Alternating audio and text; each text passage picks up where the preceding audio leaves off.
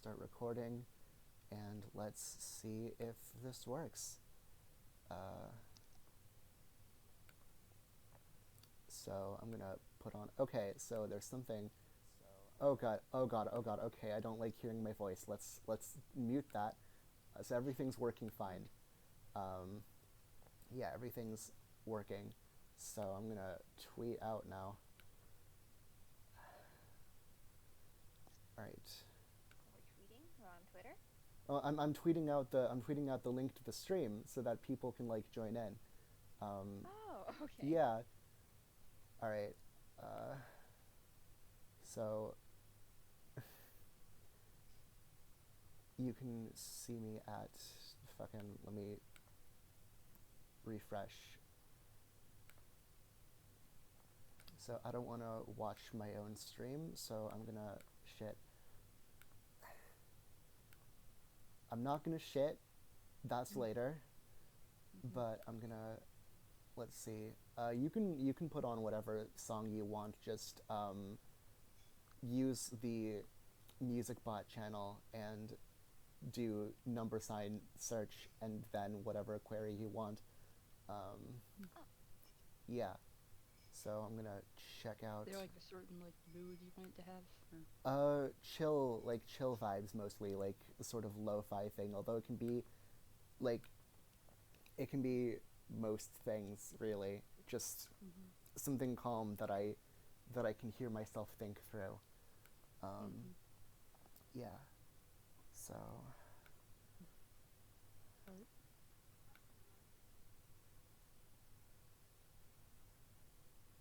And then you just click the emoji to choose the one that you want.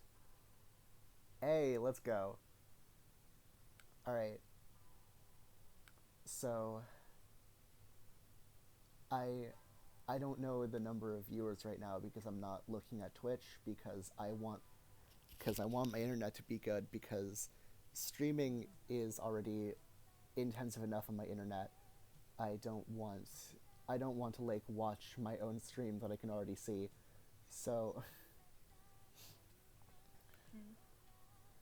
so all right, now we're just waiting for IAE, my good friend Tyler.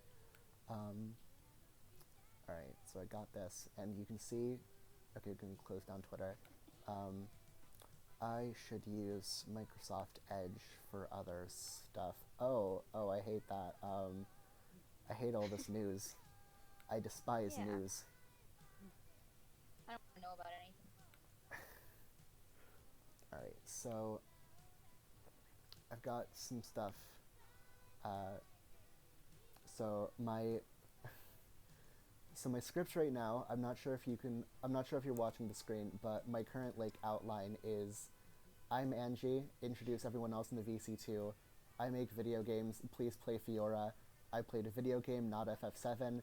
FF7 is really cool, but you know what's cooler? Running properties to the ground. Spoilers ahead. And that's when we start talking about the thing.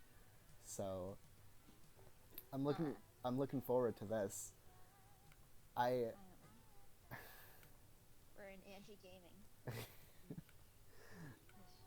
So I'm gonna be God, what is I'm losing my words. I'm gonna be talking about a video game I have complex feelings about because over the course of the past few months, I've liked this game, and then I hated it, and then I started to like it again, and the past like 4 months has been me processing the game as a whole. Like, I feel like that sometimes. like it's impressive that a game can make me do that. I'm just not sure. Like, it's an achievement, but like, so is making the shittiest cereal ever. Like,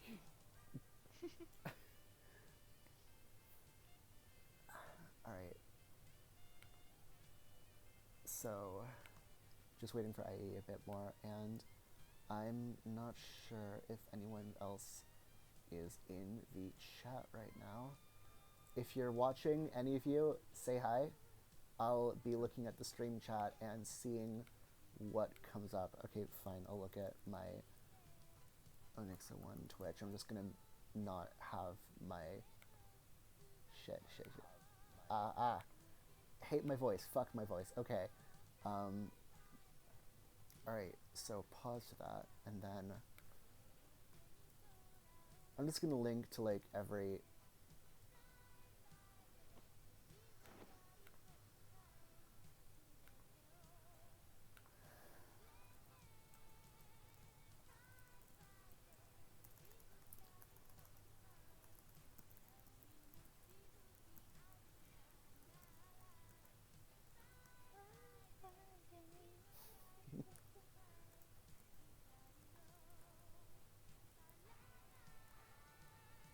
A.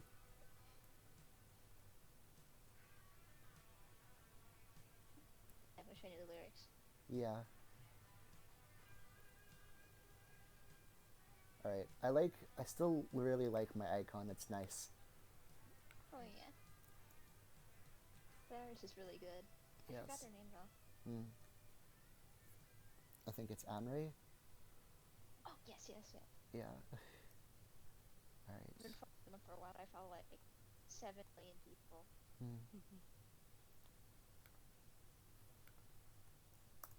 Alright. Oh shit, there's 5 people watching now. That's amazing. Holy shit. Yeah. Hey, hello everybody. Ladies. Yeah, so I'm gonna... So just like 2 more minutes, so I'm gonna put on a song that's very special and dear to my heart. Oh, okay, somebody... Reese, you're typing. Go ahead. Yeah, I just like sort through my likes and favorites until I find Yeah, Crazy same. Frog.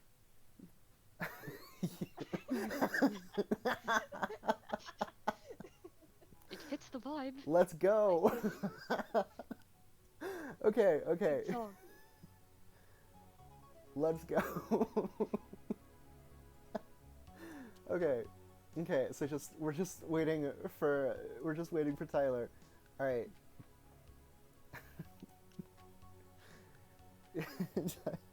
Tyler, get on.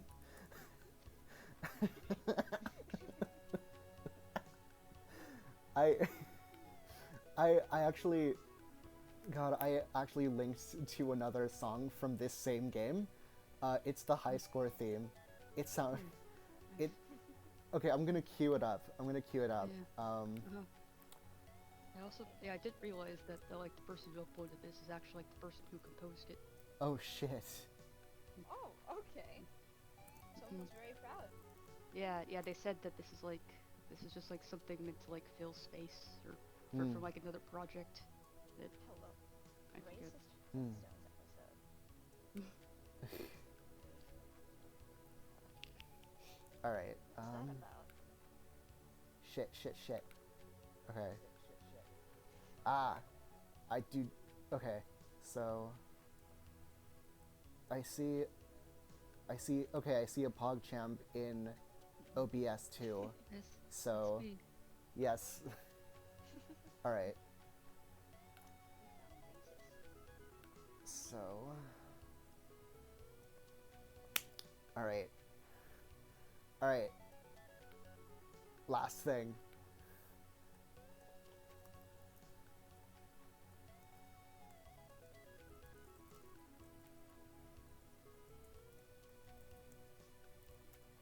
Fuck it. This is the one time I will fuck up an apostrophe. Embrace it.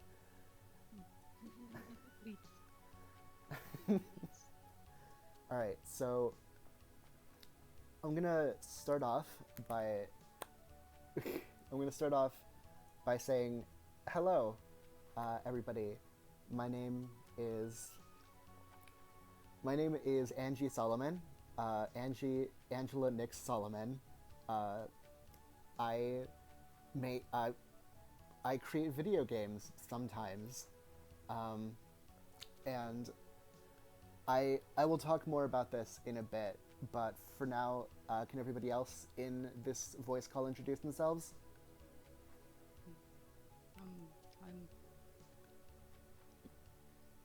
My name is Reese's, and I also make those video games sometimes. Yeah. But a lot more sometimes. Yeah, I But mean, you're the lead editor. Like, mhm. you're you're the one who gives the games their goodness, and but like, right. And Mary? Hi, I'm Mary, and I don't really make anything. I mean, I make drawings. I made like that promotional art if you were drinking out of the fountain once. Oh yeah, and Yeah, that's my career. I love you for that. Yes. Thank you. Yeah, so we're just waiting on one more person. I said it would be a 10-minute wait, but I lied. It's going to be 15. Tyler, please get on here if you're watching. So anyway, this music's playing is from Unreal Tournament, I think. No, it's from the Flintstones. I fucking got Yeah. you. So the Flintstones, uh, for some reason, it had a really good soundtrack and was. I don't know if it was a good game, but somebody like really enjoyed making the soundtrack. Yeah. Oh, I'm loving this. All right, we're gonna have music like for the rest of the stream. Perfect. Oh my god, he's offline now. Okay.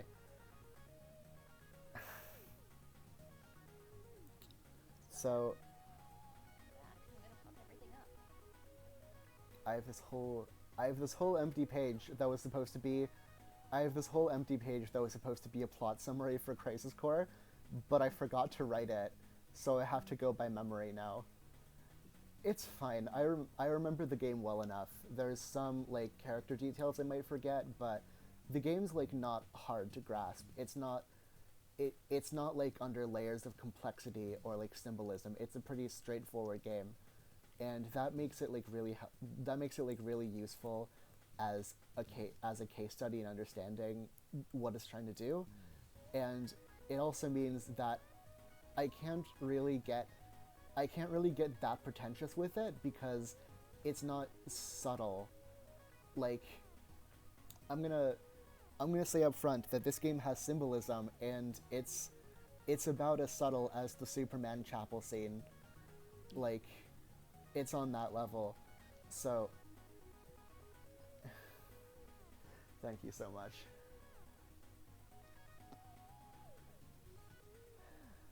So, Crisis Core is a game that I've been playing. It's a game that I had played. So, as you might have guessed, it is one of the games in the Final Fantasy VII series, which I will talk about in a bit more detail. So first off, Final Fantasy VII Remake was really good, wasn't it? Like, Yes. like I only watched like a friend like play through like most of it, but yeah. I mean, it was really good, and like, I liked a lot of it. I really liked the combat system, and I loved the characters and the writing and just the world in general. It was a very like well done game, and one thing that I noticed about it was the ending. Um, the ending was very strange, and I'll talk about that more too. The ending was basically an God, there's so much to cover here about FF7 Remake. Um, Many layers. so I'm going to be doing a lot of spoiling for like everything here. I have not played Final Fantasy VII, but I have played Final Fantasy VII Remake, and I've played a bit of the Before Crisis translation, which is pretty bad. I've seen the anime, and I've of course played Crisis Core, Final Fantasy VII. I have not seen Advent Children or played Dirge of Cerberus, so if there's anything in there that is crucially missing, I hope the chat will berate me for it intensely. Oh, hey, GP. Hey. Alright, I need to put the chat on. Okay, Shout. yeah, so... Alright, here we go. Alright, it's good to have you here, JP. We'll be talking some good... who's this? the end here. Hi, Angie. Okay. Who is this? It's probably somebody from Twitter, but I don't know who it is. So I'm just gonna wait. So Craze, so oh nice, hey. This is gonna be a fun stream, I think. We've got a good thing going here. So yeah, I'm excited. I'm getting an opportunity to I'm getting an opportunity to do basically what I've always wanted to do and inundate my Twitter followers with information about a video game. That's the dream right there. Let's go. So I really want the last person in the chat to get here, but it's going to take some time. City Pop makes it all better. Yeah. Hi everyone. Hey. I have such extensive knowledge about Final Fantasy, it's unreal. Yeah. As everyone here knows. Yeah. Yeah. I know.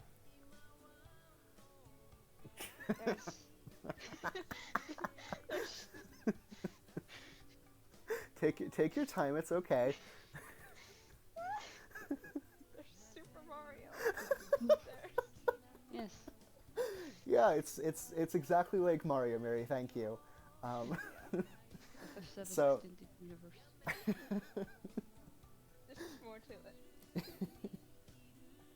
So, alright. So, it's not that I don't know where to start. I mean, I do know where to start. It's that I don't know when.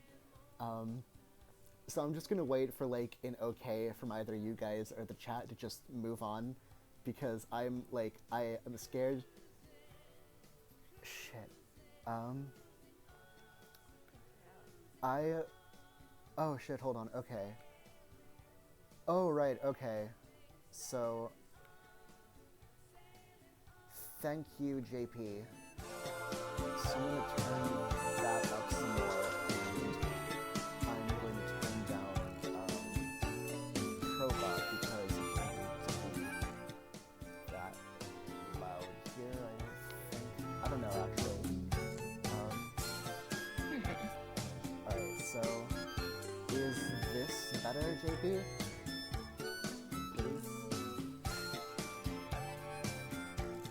I'm sorry. Okay, hold on. I'm not good at audio balancing. I'm terrible. This We're all just figuring it out. I should have figured this out before the stream, but I was like, better a bit, like Okay. all right. So thank you all for sticking with me despite these technical difficulties. Okay, I'll do that. Yeah, so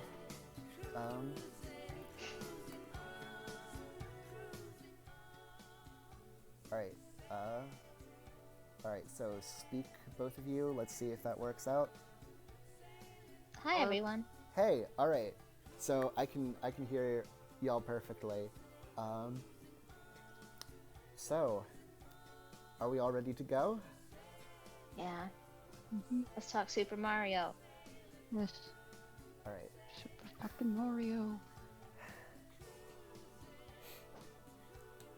Yeah. No, it's fine. Like, Twitch just does... Like, Twitch, there's inherently, like, lag involved in streaming. I wish Twitch had rollback netcode. That would fix everything. Yes. Absolutely. Wow. So... Alright. So, I am a game developer. Me and Rhesus and our good friend Nick, who is unfortunately not able to be here, works with Falling Star Games, and we made some games like Fiora and A Snowball's Chance, which you should please play. And we're working on a lot of different games, as part of something called the Aurelian Anthology. You can put a grand at the start of that. And it's meant as sort of an extended canon of RPGs, similar to like Star Wars or Lord of the Rings, or, fittingly, the compilation of Final Fantasy VII. So let's talk about that. I've not played Final Fantasy VII. I've been interested in the Final Fantasy series largely through the spin-off games, like Tactics and Revenant Wings, and I played Final Fantasy XII, which is the original game you're supposed to play before Revenant Wings, like 2 years later. So I've been like thinking, especially now that the Final Fantasy VII Remake is out, and now that I've played Crisis Core in response to that, like, what makes a good continuity? Like, what makes a good extended canon? How do you make a good sequel, or prequel, or spin-off? Like, how do you make works tie together? How do you make them still unique? How can you use another work to make something more interesting about it? And important to this conversation we're going to have, how can the existence of one work affect your perception of the other? So, in case you haven't guessed, chat, I'm going to be spoiling, like, it's okay. I'm going to be talking about these in a way that noobs can understand. I'm going to be spoiling a lot of it, but I'm going to try and be like as accessible and approachable as possible, because I am a game developer and that's kind of my job. It's a very like loose simplification of my job, but basically, so I'm going to be spoiling like all of the compilation of Final Fantasy VII. So I'm going to show you all an image that sums it up in like 5 seconds. So if you don't want to see it, get out in 5, 4, 3, 2, 1. Okay. So can y'all see this in the voice call? Or... I am looking. Yes, I can. Okay. Interesting. Yes. So this is the timeline of the series before and after the existence of Final Fantasy VII Remake, and you'll notice that at the top here you have like a fairly normal timeline, and at the center of it is Final Fantasy VII. So you have 2 games to the left of it before Crisis and Crisis Core, which are prequels, and then 2 games after it. Well, there's a movie, Advent Children, and a game on the PS2, Dirge of Cerberus. Yeah, I sure have that charismatic aura that makes me irresistible to so many people. Thank you, JP. That's right. Thank you. I'm here now. I have pizza. Hey, hello. Hi. Hi. Hi, hello. Pe- So, Pizza has been acquired. hey, Yay. I hope it's great. I had a pizza too, and it was amazing. So, how about you introduce yourself, my friend? Yeah. Take your time. Eat Hey, the pizza. I'm IE. I'm friend of Angie's, and yeah, that's pretty much it. Yeah, you're great. Nice. Yeah. So we became friends after we're both part of like a Smash server that I ended up being a mod for, and now we get on well. So let's do this. So are you watching the stream right now, IE? There's a stream.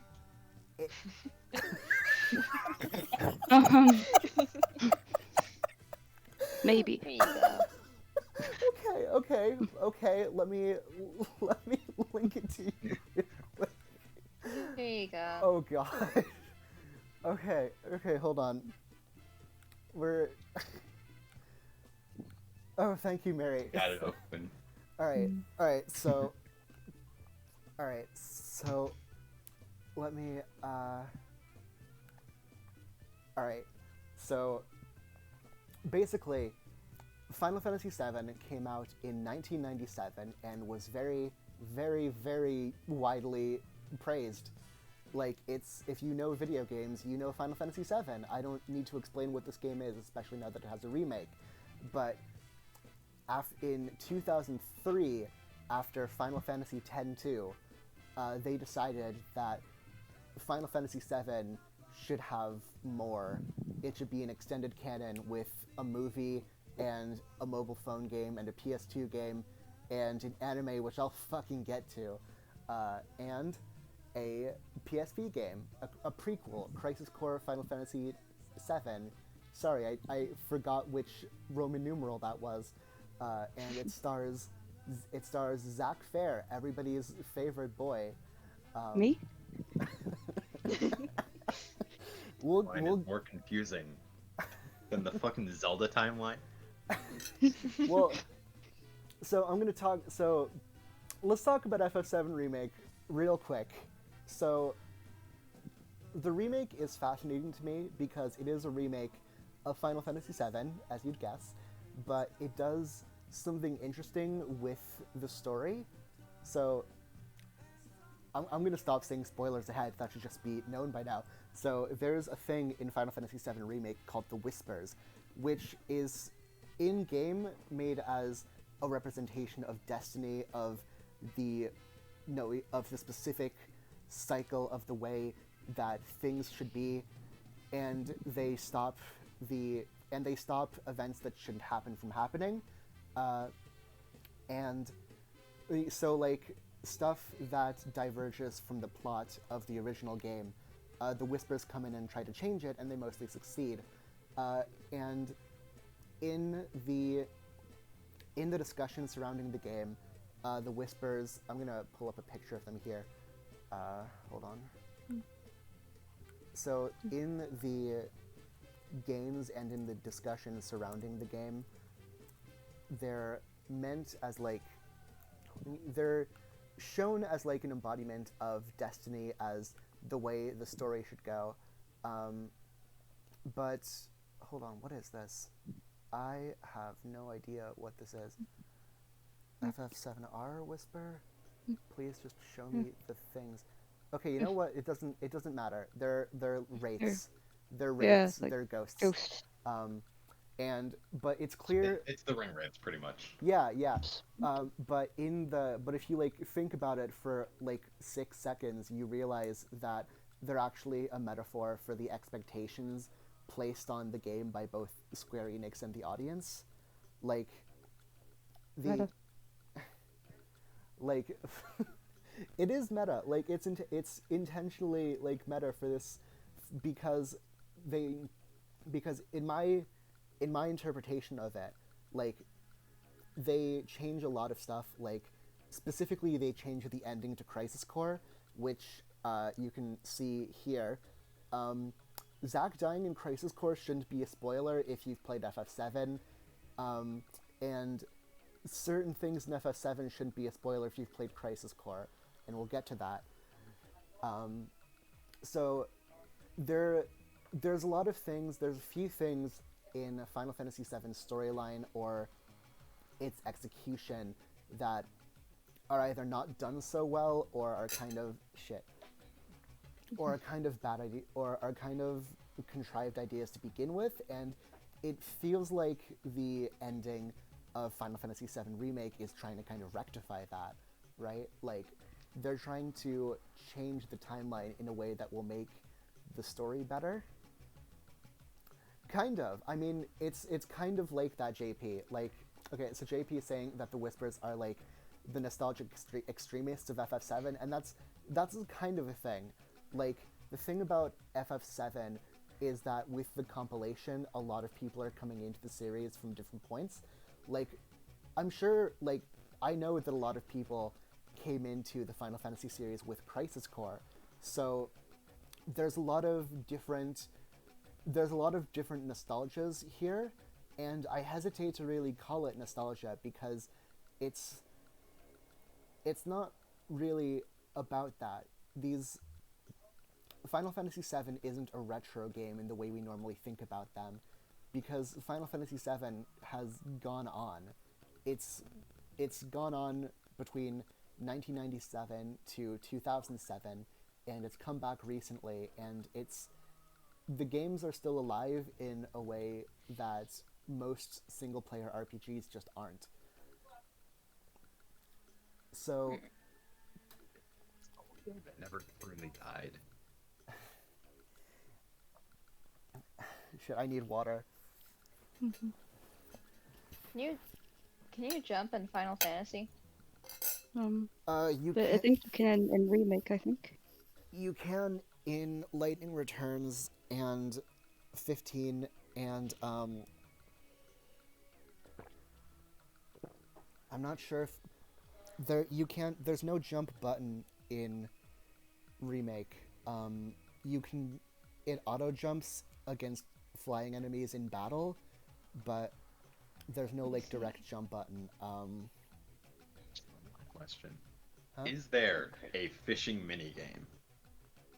In this part, Because there is no good game that doesn't have a fishing minigame.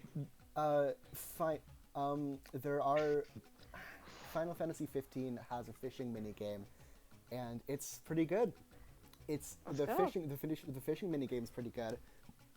I have my thoughts on 15 that I would love to talk about, but that's another stream. But it has a fishing minigame, and that's apparently pretty good. So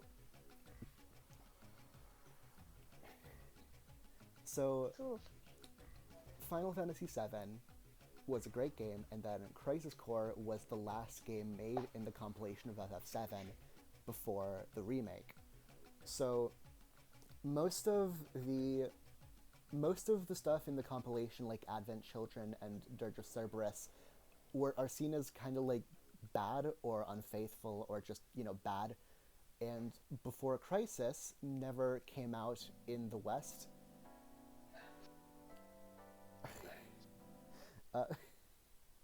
So, Before Crisis never came out in the West, and it's not playable on any current devices. Yes, he's very good at drinking water. Okay. Okay, nice. Hey, Tiger Chick, I don't know who you are, so please introduce yourself, because you're probably somebody I know on Twitter. But hello, welcome to the stream. So, Are you a tiger in real life? I do now. So Before Crisis never came out in the West, and it's not playable on any systems that we have now, because it was released exclusively for flip phones in 2004. I would love Phone to play... games are like a lot bigger in Japan, I believe. Yeah. So that leaves Crisis Core, Final Fantasy VII. So I'm going to try to talk about this game. Where should I start? Should I start with the new villain that they invented just to make Zack seem like a hero? Should I talk about the way that Tifa is presented in Crisis Core? Should I talk about the awful Bible imagery and how much I hate it? Or should I talk about some good stuff? That's a thought. Okay. I think All of the above. I feel like it'd probably be good to introduce the good first. All right. Yeah. So let's talk about Crisis Core. So the story of this game is that it's a prequel to Final Fantasy VII, where you start out where you play as Zack Fair, who is a member of Soldier. Soldier is the military branch of Shinra, the corporation that owns a city called Midgar. You've played FF7. I mean, you know FF7. Like, you don't need an explanation for what Shinra is. But Zack is a member of Soldier, and he starts out in 3rd class. So what that means is that he's like he's like the lower ranks, like he's a regular trooper, and the first like third of the game is about sort of rising up as from third to second to first. Um, so, but the game starts out with a training mission that's meant to that replicates like references the opening bombing mission of FF7, and then the actual first mission is invading Wutai, just fucking invading, like going into a fortress of a foreign country and killing a shit ton of people, and the game gives you like the game gives you points for killing more of them, and there isn't a scoring system anywhere else in the game. It's just that, and like the more the more people you kill, the easier, like the more you're going to rise up the ranks and be called a real hero, which is Zack's goal. He wants to be a hero, and he wants to know what it means to be a hero, because he has these ideas of these ambitions of greatness, of being heroic, and we'll get to the heroism stuff. So he kills people in Wutai, and so there's a few characters that we should know about going forward. One of them is... Oh, cool, I still have caps lock. Very excited about it. Here's Angeal. Here's the soldier guy. Angeal is Zack's mentor and good friend. Zack looks up to him, and Sounds like a Cool brand looking of sword he's moisturizer. got there. Huh? What was that? Wait. I said cool looking sword he's got there. Yeah, that's the Buster Sword. He owns like the Buster Sword is something that was like passed down. There's even a thing like the Buster Sword, I think, is like retroactively made him more important in Crisis Core than it was in FF7, which is like a cool thing. Like, this is a sword that's been passed down through generations, and Angeal rarely uses it because he doesn't want it to wear and tear, because it's an heirloom to him. So we see that we see Angeal, and we see the amount of adulation that Zack has for him. And we see also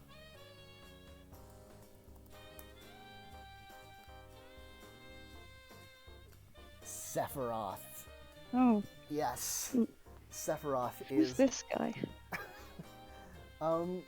Sephiroth is a guy with really cool hair who thinks that killing people is really cool, but we'll get to that. Sephiroth starts out as like another person that Zack looks up to, and there's even a fan club for him. There's a Sephiroth fan club, and it's all women trying to smell his hair. It's great. Yeah, sure do be like that. And let me check the chat again. Yeah, so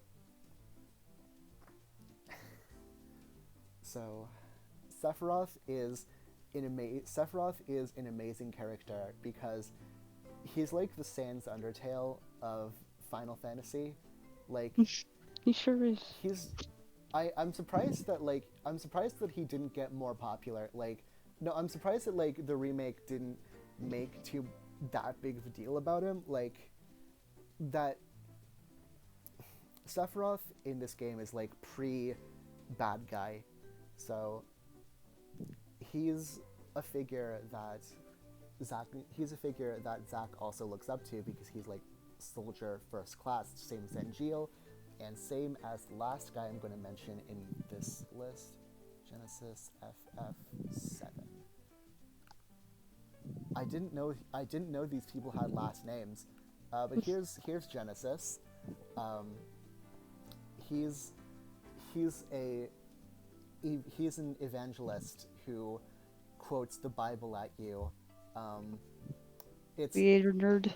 Yep, yep. He's a theater kid and a Bible kid. The worst combination of people. Oh my god, I want to God, bully they're him so evolving. bad. Yeah. What was that? What? Which one's? Punchable foods. They're all punchable in their own way, and I love them for it. So if I want to do like a character study of each of them, Angeal he is a hero who became a villain.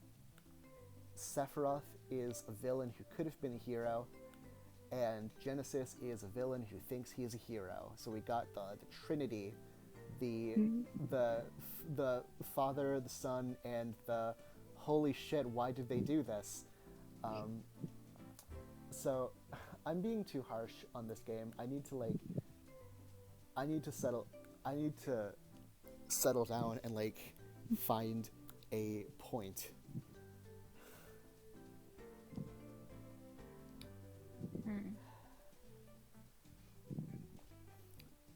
So real quick, Zack is sent on a mission to invade Wutai. It succeeds. Wutai surrenders, and the war is over. But there's still like a shit ton of missions throughout the game dedicated to like you just have to kill more people, and it's in a quest line called "Ending the War with Wutai." like, is it over or not, dude? And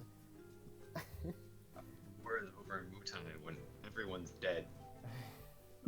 yeah, and like a thing I want to point out about this game is that like at times it seems like a very genuine it seems like it's making a very genuine point. It's almost like sometimes it's satire, sometimes it's really serious. Like being given points for killing foreigners is a very it's a very like funny in a horrible way thing that you can't help but think is like an intentional thing, but the framing of it is always a particular way. So This is sad. So after that, you're sent on a mission to Benora Village, I think it's called, and it has a really good song that I want to just play here. That's actually that's a lot of songs here. Okay. Okay. No. I can just like pause the queue. All right. There we go. Search Benora Village. I think it's village. Maybe it's valley. Benora Village. Oh, whoops. 3. Let's go. Oh, it still does that. Okay, so Yeah, I think it's the queue. Okay, well it's just part of the queue. It's fine. Eventually, we'll get to it. So you get to Benora Village, and you find that something's going on here, like something's up, and you don't really know what it is. There's some things that... There's some, like, shiny things that I couldn't collect at first. It says I'll go back later, and then it never went back later. There's something, like, going on, and Angeal is in height, and Angeal turns out to be, like... I think he's a bad guy. Like, it wasn't clear. So we see Genesis there, and he quotes the Bible at you. I say the Bible, but it's the play Loveless that's alluded to a little bit in Final Fantasy VII, but I'm gonna call it the Bible because that's what it's used as here. He quotes the Bible at you and says that he's going to be the chosen hero. Which is a very normal thing to say, and he as RPG characters do. Yeah, so you don't get to fight him, but now he's allied with Wutai. I think it's not like he becomes like part of the Wutai army, but he's fighting for himself mostly. Like, I don't get why they had to make like nationalism a thing, except for the fact that like that's kind of what dictatorships do. And like again, like that's a really cool thing, like framing, like having this corporation with military power only be able to think of things in terms of military conflict. And so next up, after That sounds suspiciously like a certain third world country with a Gucci belt. yeah, it's. I mean, this game was made in 2007, so it might not really have that parallel. I mean, it probably does, but this applies to. I mean, I'm gonna say right here that my best idea of what this game is about is the propaganda machine, because like you play as the bad guy basically. Like you're a part of the military for a company that sucks the earth dry, like, and like that's not good. And Final Fantasy VII is That's no good. yeah, and Final Fantasy VII is about like fighting that. Is about fighting the Shinra Corporation, and Zack Final is Fantasy like VII's entire thing is, hey, let's kill God and also this company that's making the Earth not great. I say kill God because it's a JRPG and you always kill God. I mean and it's always a different kind of God too. I appreciate that. It's very polytheistic genre, and thank you JP. I don't know how to respond to that. Like, so I'm gonna like skip ahead a bit. So the main thing about Angeal. So Angeal's character is that he's the result of experimentation through attempting to clone the ancient Genova. If you've not heard of Genova, Genova is actually I'll get to that. We get there when we get there. Yes. Yeah, It's a good song.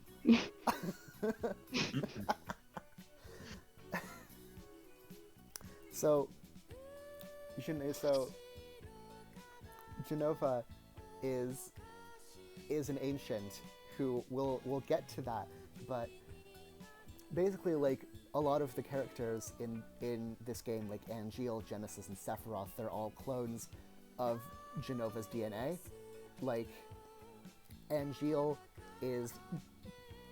it's like cloning Genova by straight up like the standard like human cloning stuff, like putting genes into an embryo and then like giving birth to a person, and that's Angeal. So his thing It's where is, there should not be human genes. yes, exactly. So Genova is seen as like the perfect being, and Angeal is an experiment that seems to be going super well. Like he's a buff, like he's a strong, like he's a perfect weapon basically.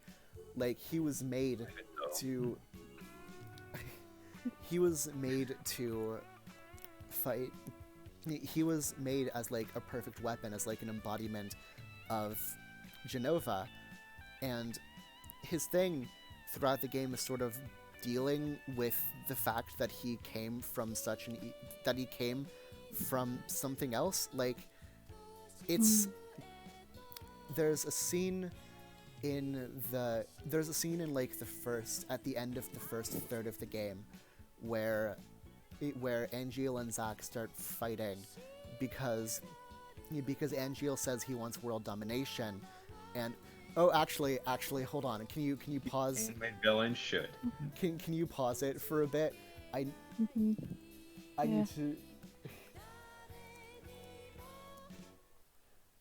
need to show you this amazing thing.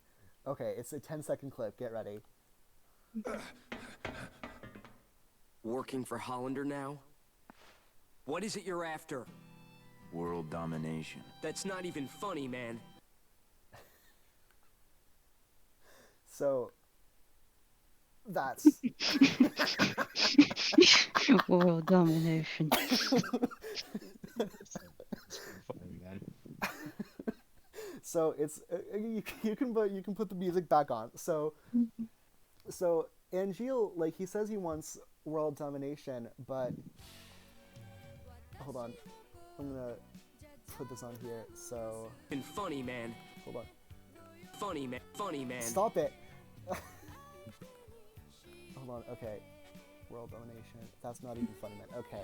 So Angeal says he wants world domination, but he doesn't really want that. He thinks of himself as like a hero who does the right thing, but he feels constrained by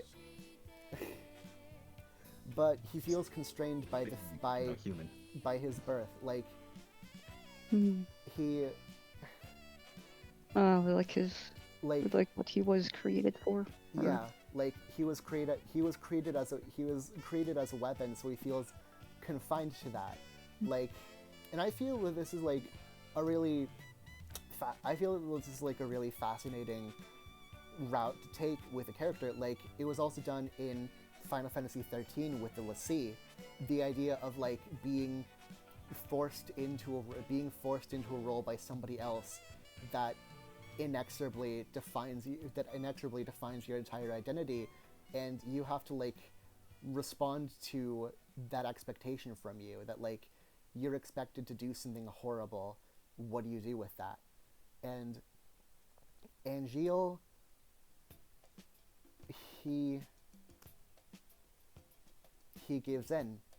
He can't hold on to his own values that he taught Zack. He can't hold on to his honor, and instead gives in to being a one-winged angel. There's more than one. I mean, there's more than one. Angel, also Yeah. known as being fucking evil. So, and like,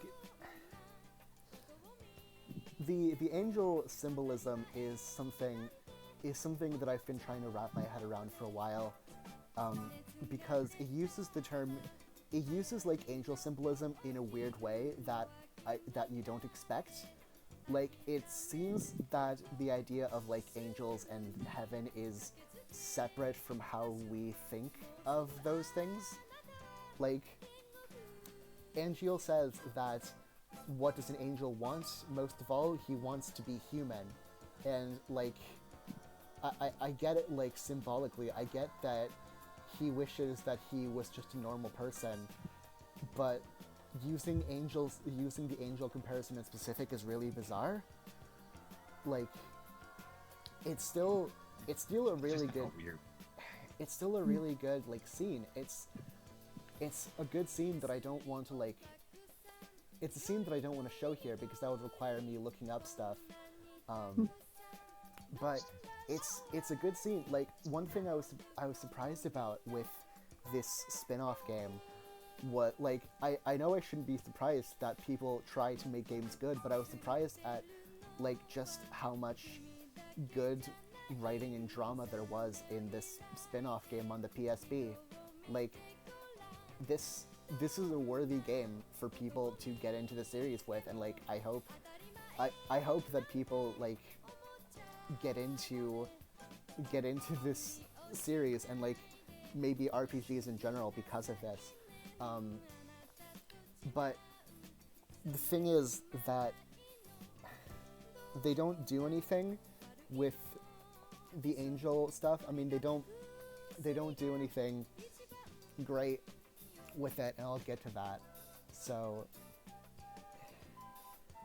after the Angeal arc is over, maybe a bit after, I'm not sure when exactly, but okay, I need to show you the next most important scene in the game.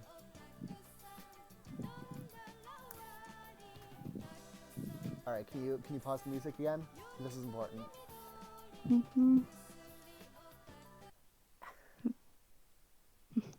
You ready? Oh, oh yes. You ready?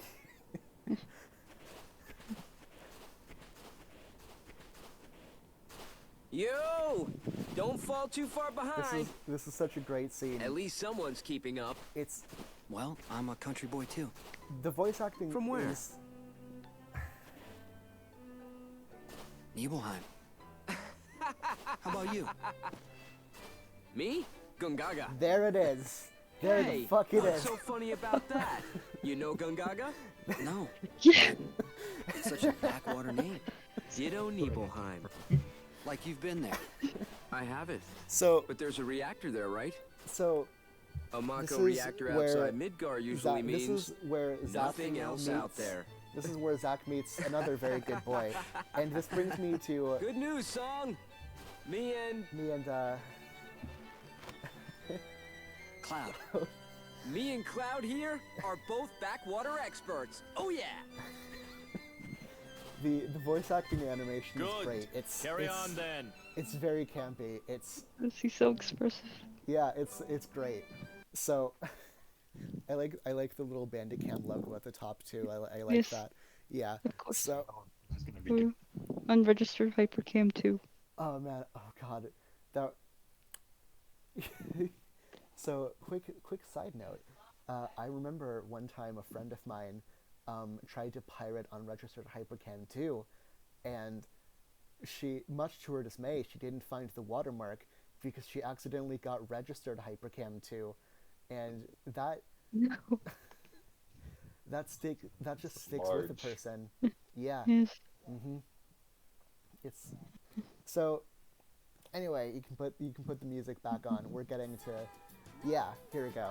All right. So. The hell is taking so long to get out? What?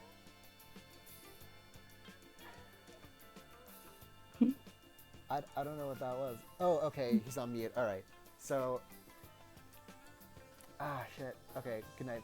Good night, Mary. All right. He's gone. All right. So. Wait. What's this?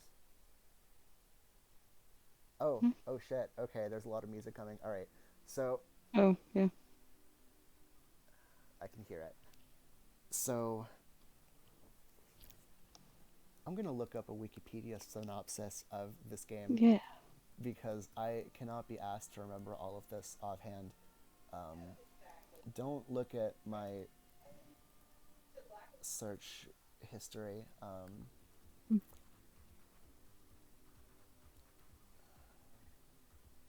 Right.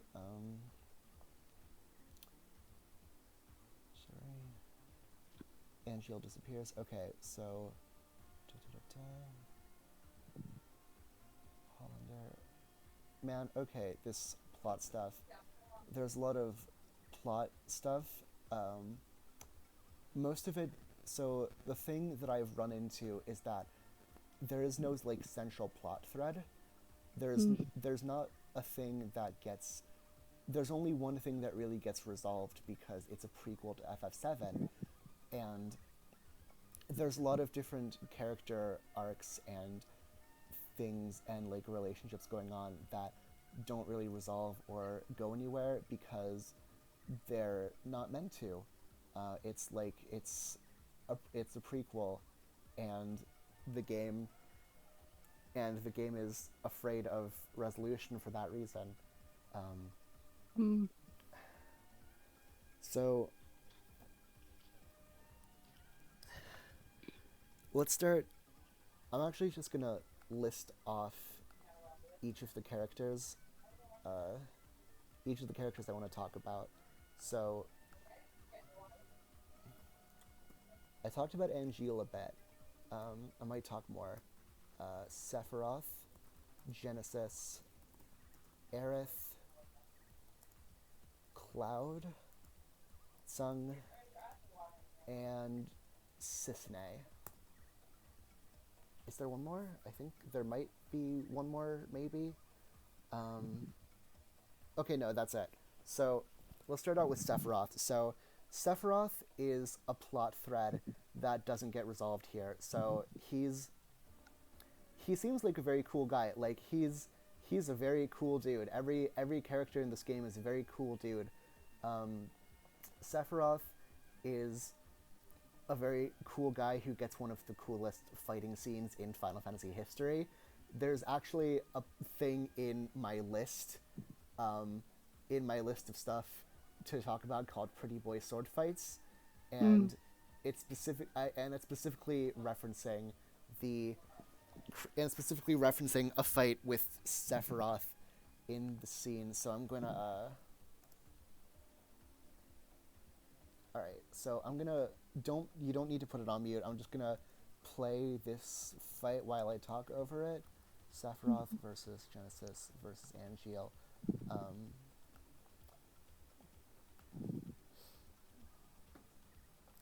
Suddenly, like, the pre-rendered cutscene gets... Suddenly, like, these pre-rendered cutscenes are really good shit in a way that I wasn't expecting a PSP game to have. But this is what happens when you put a lot of time and work into something, and I appreciate it. Oh, by the way, if you could put it to like the button next to full screen mode, like makes it like a fit the page. All right, like that. The one that says theater mode. Yeah. Yeah, I got it. Okay. So Sephiroth is also a clone of Jenova. He's like a perfect clone. Like, he was straight up like grown in a lab, I think. It's been a few months since I played this game. He's like the perfect being. He is Shadow the Hedgehog. He is the ultimate life form. And he's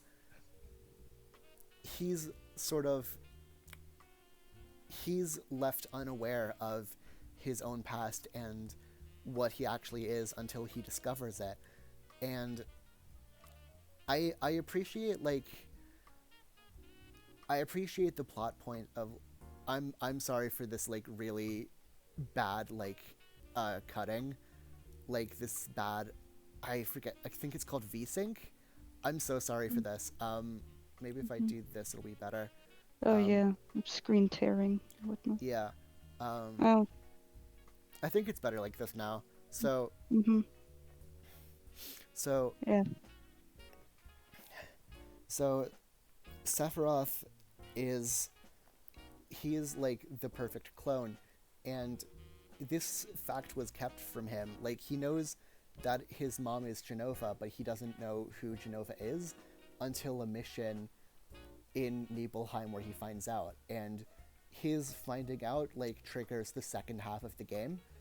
And the thing about the second half is that it's completely different from the first half.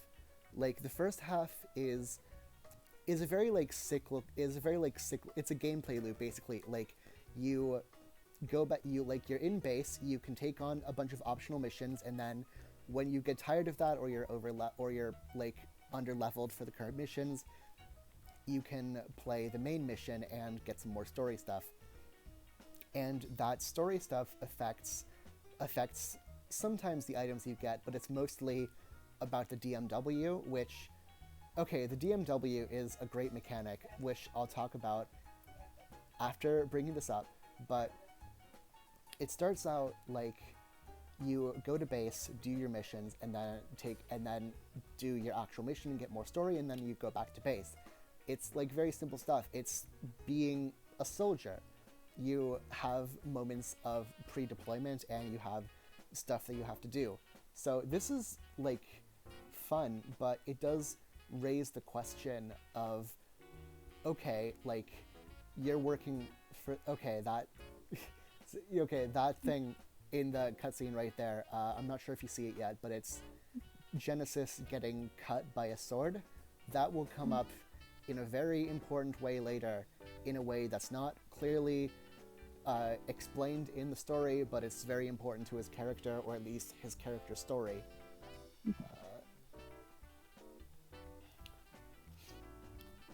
So you can indeed kill him. Yeah, well, no, that was Genesis there, not Sephiroth. I mean, you can kill Sephiroth, but it's a different. All right. So that was a fun Pretty Boy sword fight, wasn't it? So. Yes.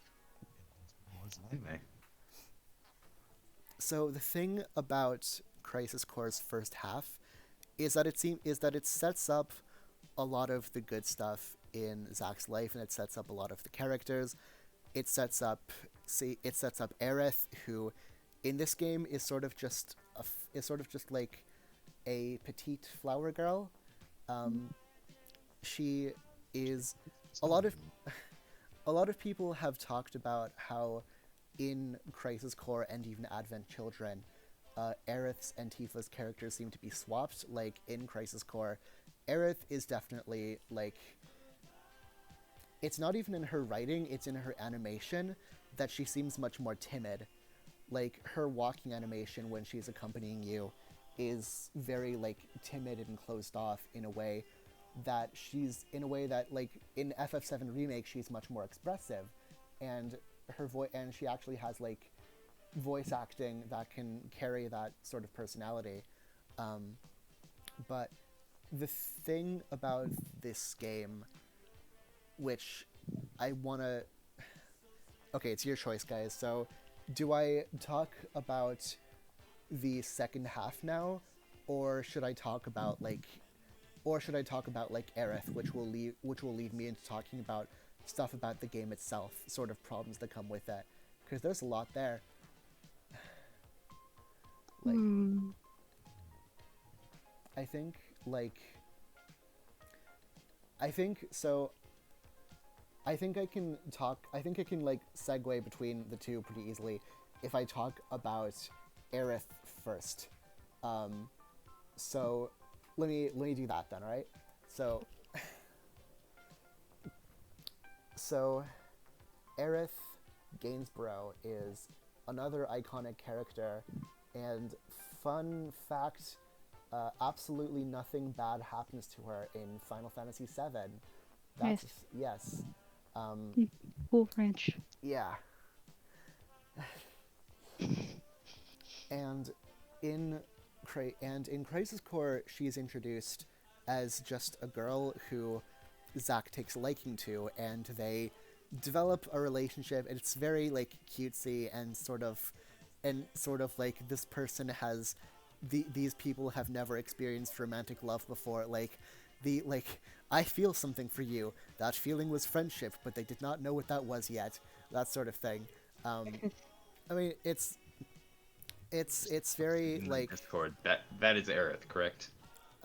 let me see. Yes, that's Aerith. Right there, that's her. So that's Aerith in Final Fantasy VII Remake. And in Crisis Core Aerith. Alright, I had to confirm. Is this Aerith? Yes, that is. Could this be another character? No, that is Aerith. Yeah, that's same I Aerith. want to know who's hitting me with the steel chair. That is Aerith. So no, that's a figure. Oh, nice T-pose. Love that. So this is how she looks in Crisis Core, and it might just be a modeling thing. Like, it might just be like part of her model that she just looks more frail. But in this game, Long. what was that? Her neck. It's so long. I mean, I don't know what a normal neck is, genuinely. Like, every time I look at a neck, I think, what the hell is that? So I cannot, like, I have no idea what a good neck is. Don't tell me. I don't want to feel more self-conscious about it. Giraffe. It can be anything you want it to be. So Aerith in Crisis Core is sort of like... So this is a problem that I see with Crisis Core that's not really like... That might be part of like the limitations of the game, but it also comes with the framing that it deliberately takes. So Crisis Core Final Fantasy VII is about Zack Fair. It's always from his perspective, in a way that other games and other pieces of Final Fantasy VII media aren't. So let's talk about Final Fantasy VII Last Order anime. So can you pause that music real quick? Sure. All right, so I'm gonna show you. So, the Last Order anime. It's one episode, so you can go ahead and watch it. Like, this video was uploaded in 2010, and it has never been taken down. So, go ahead. And there are two things that I really appreciated about this show. It covers the same events as Crisis Core, so it's the same. It covers the midpoint between the first and second half. So, context for what's about to happen in this scene. On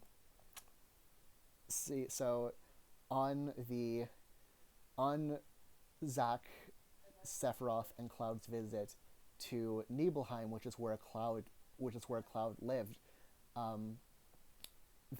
Sephiroth looks up his history, finds out some more stuff about Genova, and eventually becomes a video game villain.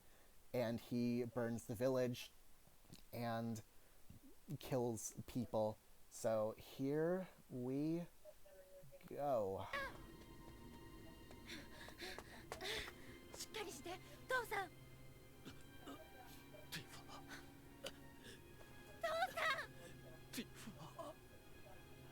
逃げろ早くねえしっかりして父さん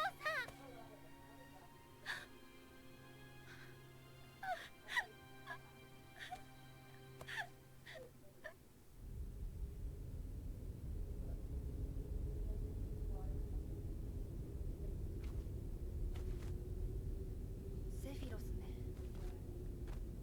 セフィロスがやったのね。セフィロス、ソルジャー、シンラ、マコーロ、全部大嫌い。 So you get the idea of that, right? Like, That guy's actually dead. Anime bandages won't fix anything there. yeah. There we go. There's the fucking song. That's the one I've been waiting for this whole time. So let's get talking. Let's go into call-out mode here, because this scene is not in Crisis Core at all, because the game is from Zack's perspective. It's always about him. So we don't see Tifa's like turning moment in a way that we only really get to see in a fucking anime. And like, I liked this anime short a lot because it cycled between different perspectives. It took the perspective of Tifa, it showed Zack, and it showed the Turks trying to find Zack and Sephiroth. It did some really interesting stuff with perspective, and it wasn't solely about Zack, really. Like, it was a setup for Final Fantasy VII and kind of a setup for Crisis Core. This song that we're hearing now actually uses a leitmotif that was used in this Last Order anime. Last Order actually had a lot of songs that got into Crisis Core, and you can tell which Crisis Core songs are from Last Order because they're all kind of bad. Like, it's not bad. Like, they're deliberately, like, they're unhummable, basically. Like, I remember reading a long time ago that the Metroid composer said that he wanted the soundtrack to be unhummable, but like, those are still some like really good tunes. But this, like, the songs in the anime are genuinely like not very memorable. It's not that they kind of are unmemorable, but it's a different thing where like they're not really as melodic. Their focus isn't on melody, it's on mood. And Last Order does a really good job at setting mood, of establishing the darkness. And it feels sort of like you can feel the grit there, even just in the weight of the lines and the use of pure blackness. And a thing that Crisis Core tried to do is it tried to establish the events of Last Order as something as part of Zack's arc as a hero, and everything that happens after that is everything that happens after Last Order is basically like the second half. Like after this scene in Last Order is the second half of Crisis Core, and so let's see. So a thing that I want to hone in on here is that this game will take the perspective of Zack and occasionally Cloud quite a bit. Like, you can tell who's the protagonist of a game by whose perspective is centered, by how it's framed, and sort of whose eyes you're looking through, and for all intents and purposes, Crisis Core Aerith and to an extent Tifa are.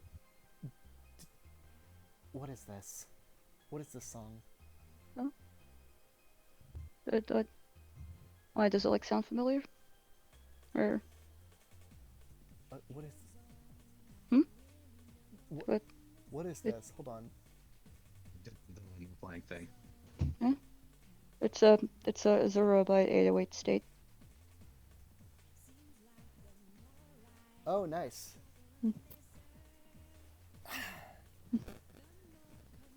Nice. Oh, what about it? Nothing. I was just unfamiliar with that. Oh. I mean, Oh no, you just haven't had that reaction yet from anything else, so. It's a mood that I hadn't expected, basically. Mm. Like. Oh. I don't know. It's cool. It's cool. It's a good song. So. It's God. I don't want to talk because I want to listen to this song, but talking is the point of the stream. So let's get back to talking. So I want to clarify here that Aerith and Tifa, for all intents and purposes, are made as tools to further Zack and Cloud's arcs. Mm. And that sucks. It sucks. Like, Aerith and Tifa, they do get some character moments, and they get a bit of they get some character and personality, but really the game's about Zack and Cloud, and the female characters, most of the female characters, with the exception of kind of Sisne, are used as tools for their own sort of development or suffering, and it's not great. It's not amazing. It's like JoJo's Part 30. Wait, sorry, could you repeat that? Let me turn your volume up a bit. It's like Holly Cujo in JoJo Part 3. No, I it's haven't ended. I haven't seen JoJo, so I wouldn't know. But like, Within the first episode, she nearly dies, and that's what starts the whole journey. that, I mean, so I don't want to make this too big of a deal. Like, despite my SJW leanings, I am no longer a feminist. I know I know I just got demonetized for saying that word. Not on YouTube, you're fine. Yeah. So. And also, it's an anime written in the 80s. Yeah. It's Well, very, yeah. The tropes be like that.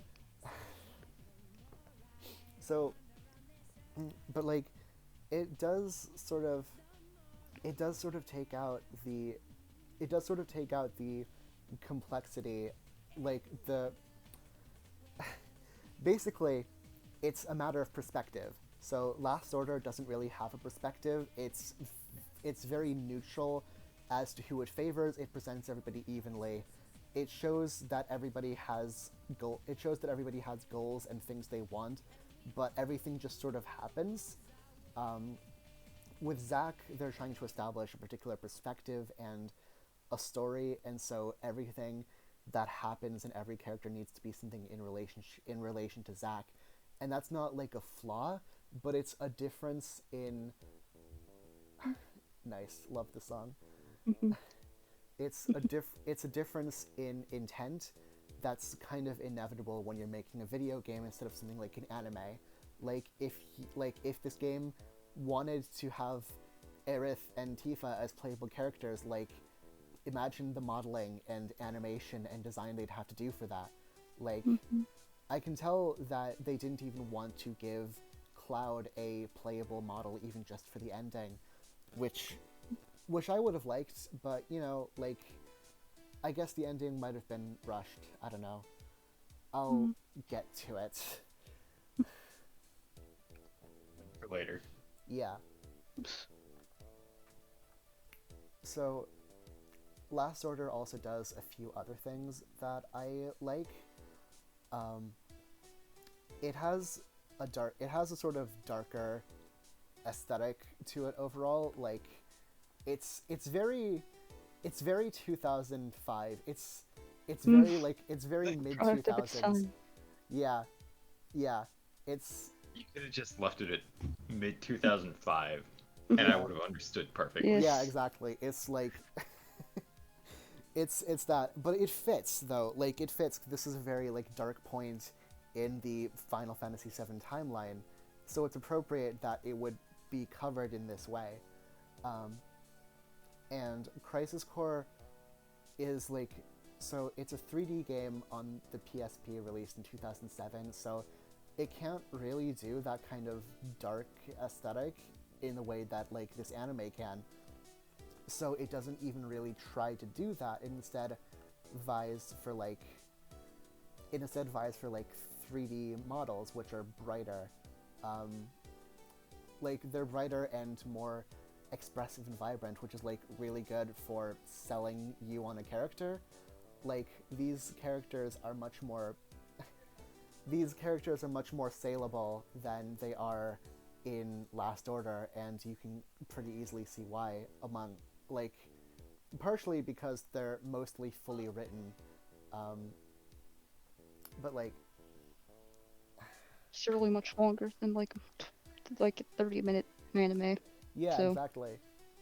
Like you're around them for much longer, but the thing about that, so the thing is with Crisis Core that where the budget went is the budget was used well, so they very effectively made pre-rendered cutscenes only when they would be at their maximum like effectiveness, and it has voice acting where it's most needed, and other stuff is like just like text boxes, and that works. It works in a way that sometimes doesn't work in games like Type 0 or even to an extent like Final Fantasy 13. Like it does well with what it has, and the thing with that though is, hold on, what was I going to talk about? Shit, I don't remember what I was even. Oh yeah, Cisne. So let's get into this a bit. So the character interactions in this game are the plot relevant ones, and like character introductions are done through cutscenes, usually voiced cutscenes, but hold on, I don't need to talk much about Angeal anymore, so I'll talk about Cisne instead. So most of the like character building stuff, like the stuff that gets you attached to a character, like the relationship stuff, like talking about like characters talking to each other, basically, all of that's done through all of that's done in engine, not just in cutscenes, but here's Cisne. She's cute. I love her. She was in Before Crisis, actually. She was a playable character in the phone game. She was one of like 14. Yeah.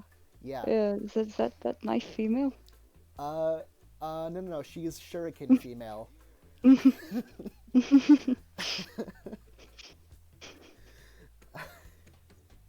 Knife. I'm gonna bring up knife female just so y'all know what they're talking about. Knife female. Final Fantasy. I love You just typed that in with Final no Fantasy. is. knife Okay, female. you just typed that in with no context. Yeah, okay. Just like So you might notice that this character drawing looks like something from The World Ends With You. Well, that's because Before Crisis Final Fantasy VII had the same artist, composer, and I think like they had a lot of the same team working on Before Crisis and The World Ends With You, and that's amazing to me because like She is dressed pretty sharp. yeah. Mhm. Actually, I wanna bring up. Can I play a song real quick from? Mhm. I wanna play a song. So. For Crisis Rebirth, edit. Actually, no. Hold on. Editator. So I'm just gonna put this on for a bit, and I just want you to like take in the fact that this is not from The World Ends With You. Using that Give it a phone bit. sound card to its full capability. I think this was a remix, actually. Yeah.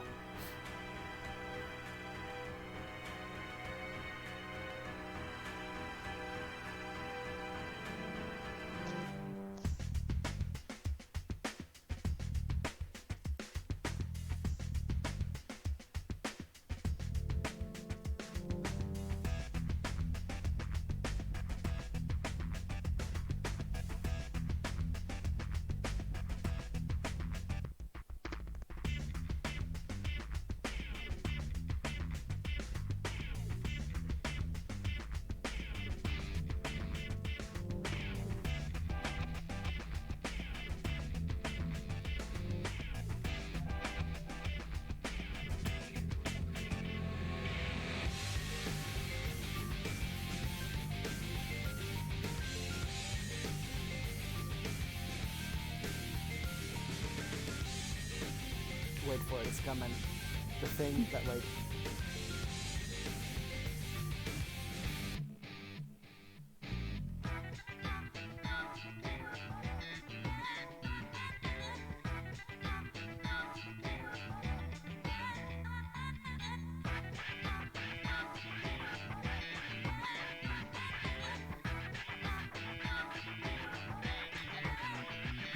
Sample. I wish my friend Vega was here so that they could hear it. I mean, I think I linked it to them like 3 times already, but but it's it's a good song, guys.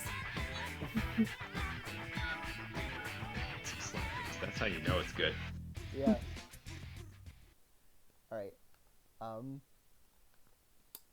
So Before Crisis is interesting because it also takes place during Crisis Core. Like it takes place like 6 years before, but one of the missions in early game is basically like being the Turks, being like the Shinra assassins during the end of Crisis Core. So So it's before or after Crisis? It's it's before the crisis of... Why is it taking place during Crisis? It's Game cover. So let me check the chat again. Oh man, I don't know how many people are watching. I don't care. I'm just here for a time. Yeah, yeah. It's always like archived too. So yeah. So like, so the thing about, so I'm gonna take this opportunity to talk a bit about the gameplay. Amazing that it's been like an hour and a half and I haven't done that yet. So Crisis Core is one of the first action games to be made for Final Fantasy. Like, before Type 0 or 15 or even Final Fantasy 13, Crisis Core was the first game where you could really, like, where you had, like, real-time combat, where you could move around and there isn't an attack button. It's an action game where instead of having an attack button, you have a list of commands that you will choose from. So there's an attack command on a list of options you can pick from, but there is no... For attacking. Yeah, there is a block button and a dodge button, which I appreciate, and there's also a back button so that you can go to attack immediately. Wait, what was that? What was that? No hit shit button. There's a lot of, I mean, so the way this makes up for that, and kind of the reason it does that, is because of the materia system. So materia is a really cool thing that's consistent in all Final Fantasy VII games, where you can equip skills, basically. Like, materia are these crystal things that you can collect, and when you have one equipped, it gives you that skill. Like, if you have the fire materia equipped, then you can cast fire. And it gives you, like, a huge degree of customization into your playstyle, like, more than in really, like, any other game. I mean, I'm sure there are plenty of other RPGs that let you customize even more, but, like, the materia system is so simple, but you can get, like, so much different stuff out of it. I love it. And it's used pretty effectively in, like, every game that it's in. And in Crisis Core, you can, like, assign any materia to your one character you want. So the reason that... So you have, like, 6 different materia you can use you can have, like... You have 6 materia slots, like 6 different commands that you can use. So you can't assign, like, all of those to a button, really. Like, you could, maybe, but it would be pretty difficult and kind of unwieldy. So what they do is they have each materia assigned to a menu, and that includes an attacking menu.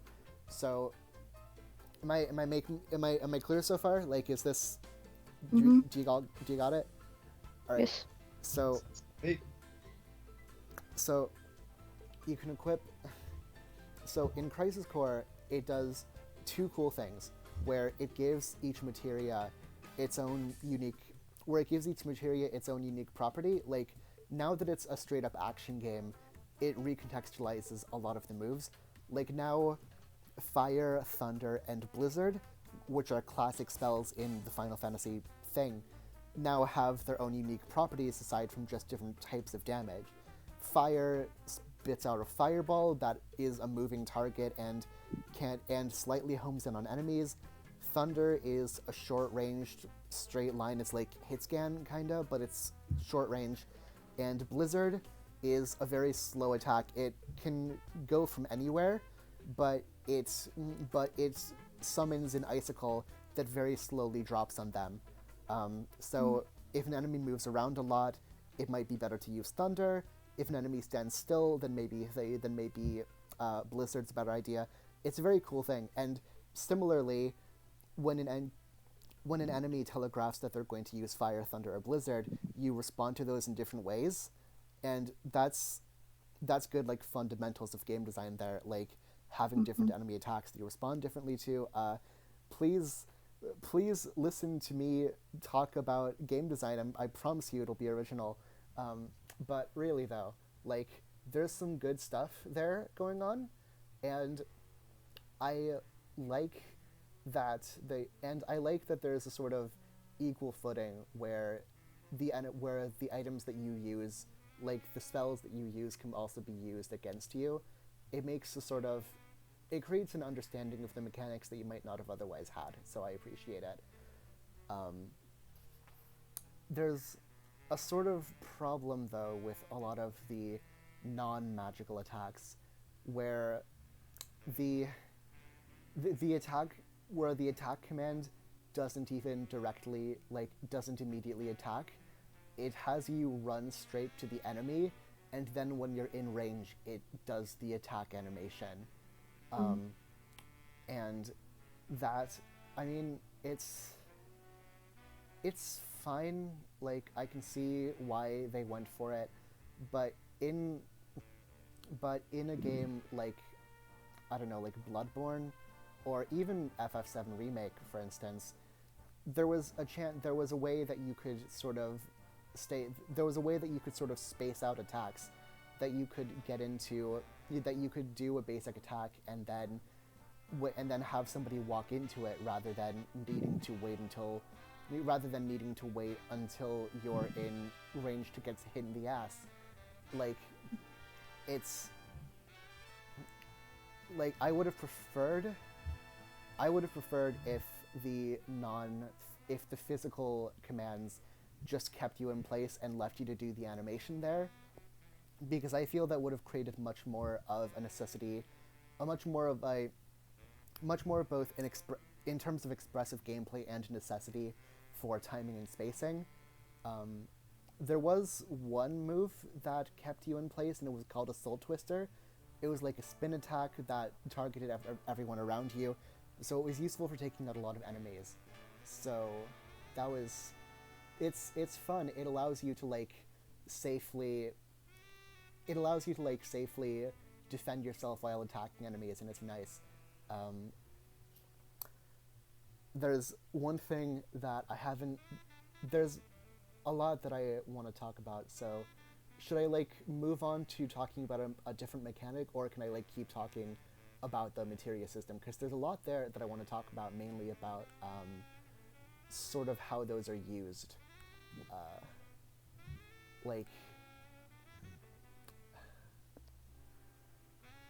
Let me get water again. Right. Oh.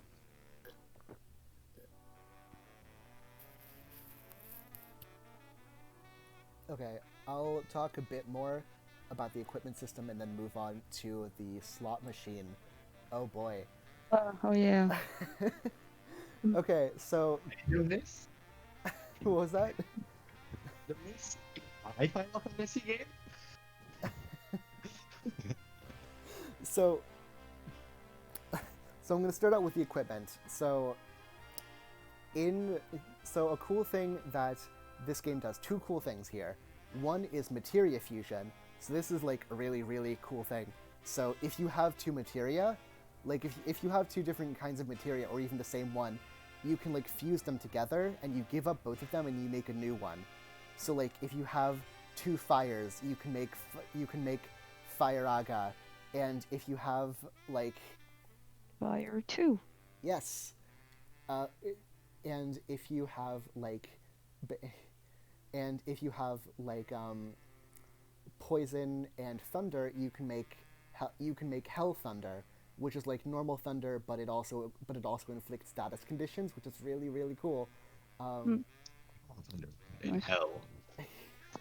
And if you there's a lot of cool stuff, and there's a lot of different kinds of materia, and if you if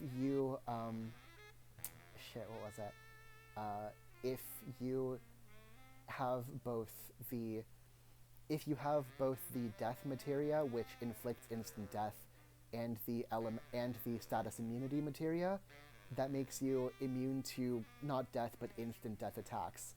So there's one enemy, I think it's the gargoyle, who can cast death on you, which just kills you instantly. It's not even a % chance thing.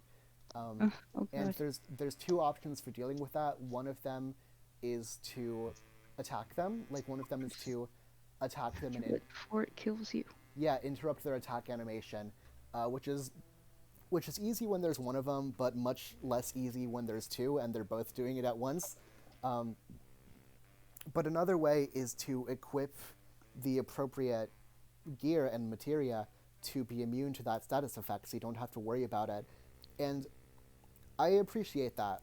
I feel I generally don't like equipment systems in RPGs because it feels like they sort of weigh down the core of the gameplay, but if having yourself properly equipped is a core of the gameplay a little bit, then that's cool too. Like, I'm a little okay with that. And I think that Final Fantasy, at least the most recent ones, are better about their equipment systems because they try to streamline it and make it mostly about the big, like, deep choices rather than specifics. Like, does that make sense? Yeah. Alright. And so I like this music because it's the perfect mood for talking about the level up slot machine. So so here's the thing. So there's no XP system in this game. You don't level up by killing enemies. You level up randomly in the middle of battle when a slot machine gets all 7s. And like, depending on like how good you're doing in the battle, like the slot machine will be more likely to like roll, and if it gets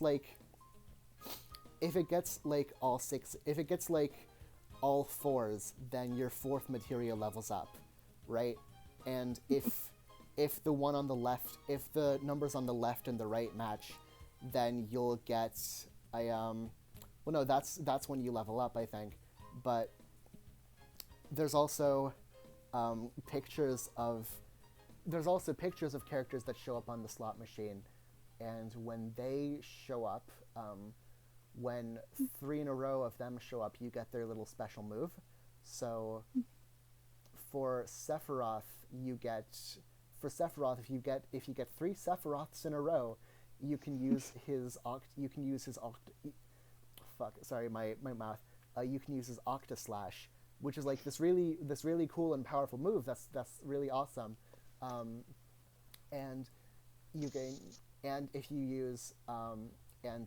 if you get 3 Aeriths in a row, then you get Healing Wind, which like fully recovers your health and mana and gives you temporary invincibility. So it's very cool and diverse effects.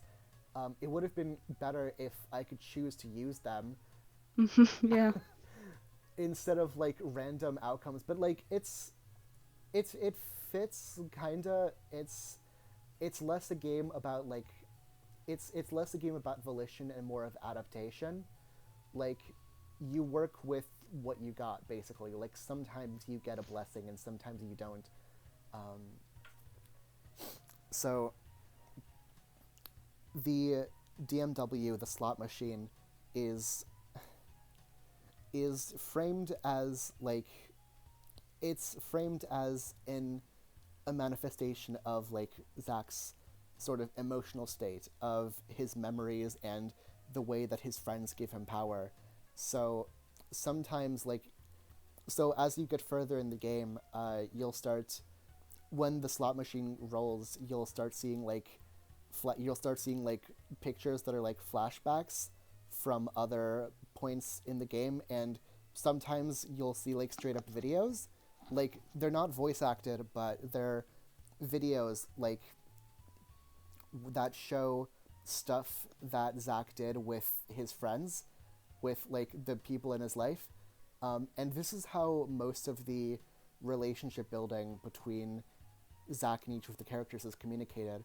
Like, Zack and Cissnei barely talk in the main game, but through this slot machine, you can get to know how they interact a bit more.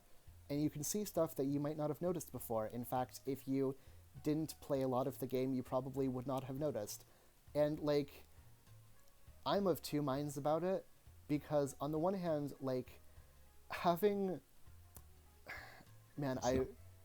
On one hand, like, having story beats come down to random chance is a very, like, disjointed way to communicate a story.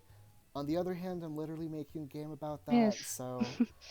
We're trying our best. It's... Randomness for storytelling. On the other hand, shit, I'm making that game. Yeah.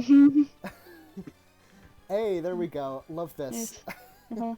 Yeah, I'm trying to run below on the music, so just putting in whatever now. Love.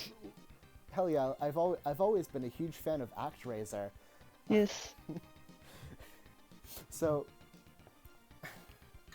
So the thing about this is that like, well, the thing about our game at least is that like, it's not really. Fuck, I can't defend our game and shit on this game at the same time. I can't do it. No. So because you made it. yes, exactly. Yes.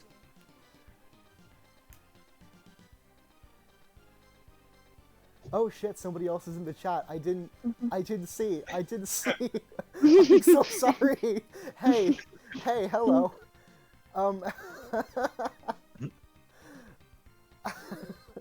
Okay. Angeal. He is best boy. He is an absolute angel, and I love his character and the way that he's conflicted between like the values that he claims to hold and the reality of the role that he's confined to, and like it's oh, my icon? Yeah, that's Ira from Fire Emblem Genealogy of the Holy War. I set my icon as that like 3 years ago, and I haven't changed it. Yeah. So Angeal is I like how he's like conflicted between that and like he's Conflicted boy. yeah, like, and I sort of like it's interesting to see how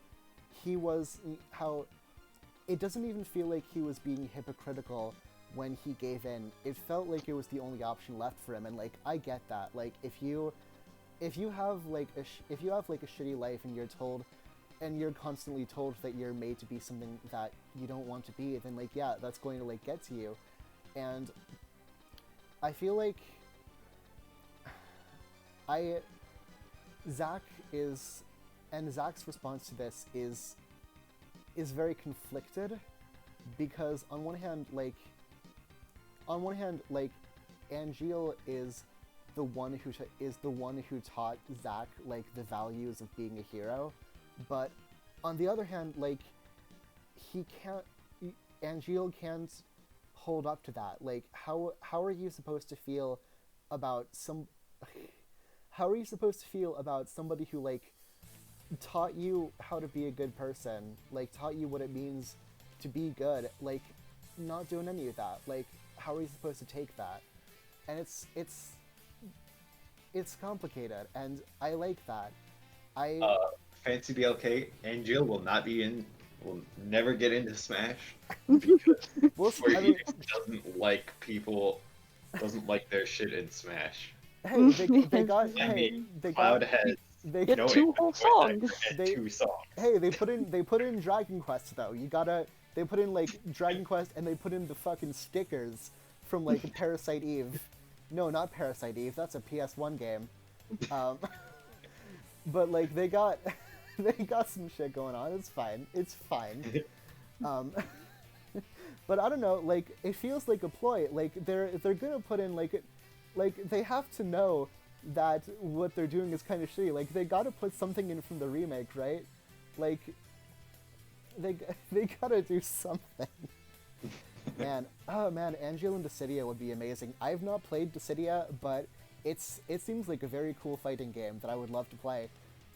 So, alright, so we got this central theme about being a hero and what it means and the expectations that come with that. So, I talked earlier about Sephiroth, but I want to sort of drill deeper into that. So, I'm just gonna highlight Sephiroth, and that'll be my entire visual aid. That'll be my entire visual aid here.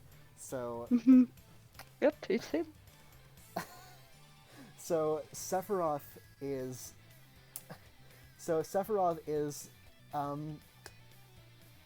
He is an eco-fascist, to put it lightly. He believes that he is the superior to all of the humans who are not Genova born, and he wants to take the planet back. He wants to to fucking bring the planet back to Genova by killing the humans and destroying the world. It's not conveyed clearly in Crisis Core. It's explained like a bit in like, wait, what? Wait, is who? No. This, I don't have a girlfriend, and these. All lonely. Hey, I hey. don't, do any of us? Well, I don't know if you do, but I don't. I also do not. I I am am- lonely. They're throwing yeah. stones in glass houses. If you think that I have a girlfriend, then you clearly aren't paying attention because I'm talking about Final Fantasy on stream. So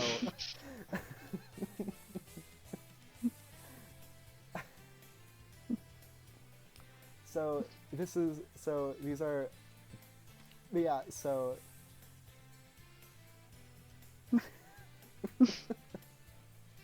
no, I'm fuck. I'm not dating anyone. Look, I'm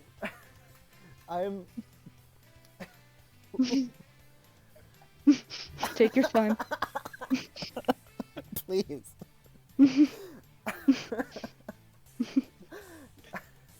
Killed Angie. I'm trying here. Okay, so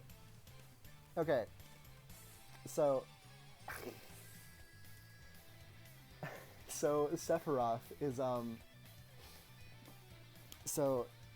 Sephiroth is interesting because he's very like we all know who Sephiroth is. We know that he's a bad guy, that he's at the very most anti-hero. Like, he is not a good dude, but in this point, like, we get to see from Zack's perspective why people would put their trust in him, why people would like him, because he has it figured out, and he's trying to do something.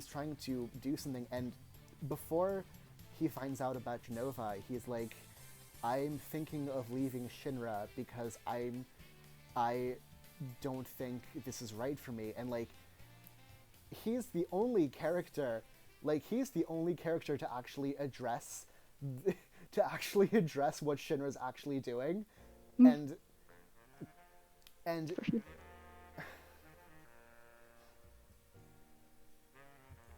Crisis Core 2, that's just Final Fantasy 7. That's just FF7. I haven't played it. I've made it like my ambition to play everything in the compilation except FF7 out of a misguided sense of spite. I guess it's because that's what I wish I did with FF15. Like, God. So let's shift our focus a bit. Moving on. What was that? Moving on. Yeah, so moving on, let me check through my list here. Oh yeah, so let's talk a bit about Hajime Tabata. Tabata was the director on Crisis Core. He also directed Type 0. I think he directed something else, but I don't remember what. He did a lot of like special work elsewhere, and he was the lead director on Final Fantasy 15. So FF4 is Crisis Core 2. That's amazing. Okay, so It's all connected. So Tabata he's known for making FF15, and he's known for like picking up that project after Nomura was taken out of that position. So I will talk about FF15 someday in its whole development process, but I feel like I feel like gameplay-wise at least, Crisis Core is the best of Tabata's work because this game feels like it has... Because this game feels like good to play.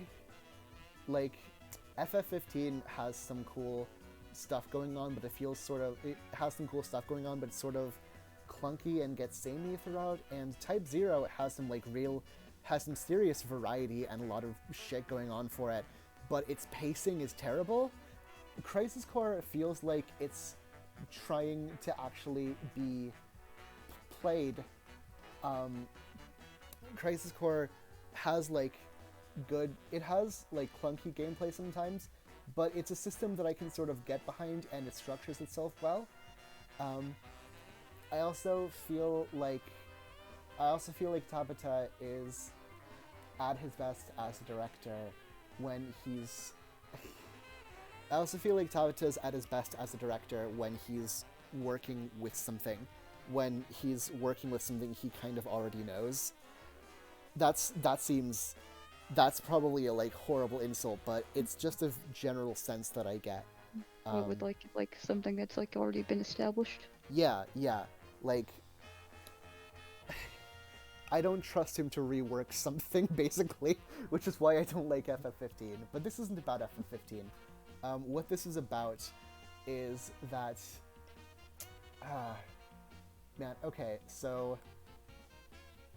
Genesis. Alright, so I talked earlier about how Genesis is an evangelical theater kid who quotes the Hamilton Bible at you, and... Hamilton Bible. I get, you're not wrong.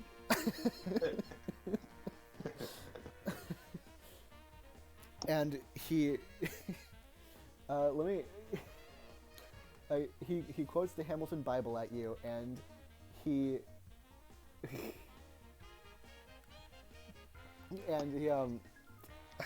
Super off guard. Hold on, okay, so he quotes it at you because he thinks that he's going to be, like, the chosen hero. A lot of people hate Genesis because he's insufferable, and yeah, he's insufferable. That's why I fucking love him. He's great. He's so awful. He thinks he's the best dude ever, and that he's going to, like, save the world, but he can't accomplish shit. Like, everything... Like, he has a prophecy that he's going to die for everybody's sins, but he could have just absolved the sins and not died, but he's a dumb fucking idiot. To put it simply, like, yeah, like, Jesus, have you considered not dying? How about that? But where's the fun? Claims to be pro-life.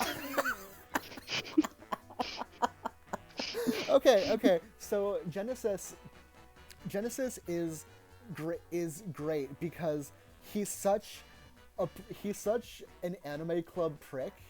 Like, I appreciate in this game that takes itself very seriously, there's a character that it's just impossible to take seriously, because he is so his storyline is that he's dying because he got a cut from a sword strike, and that affected the he got a cut from the sword strike, and he can't regenerate because Mako got into the wound. So he's degenerating fast, and he needs to be like infused with Genova DNA, I think, in order to even like barely recover. And like it's weird as like a character motivation, because like I'm sure they could just like do that and not have like a problem with that, but like everything has to be so much harder than it is.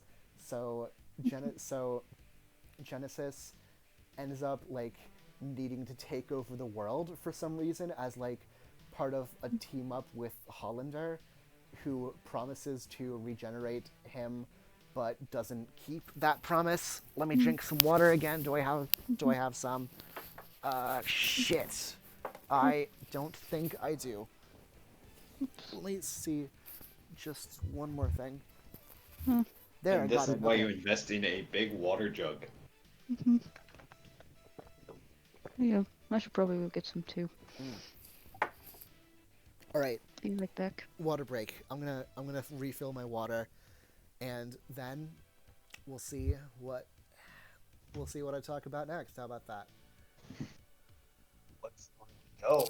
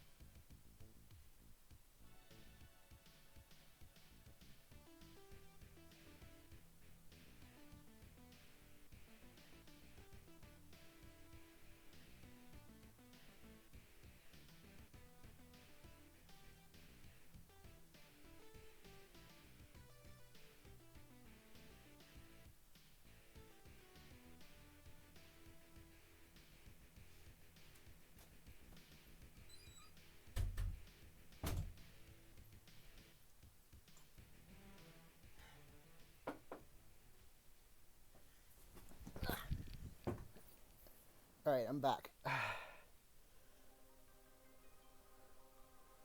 right.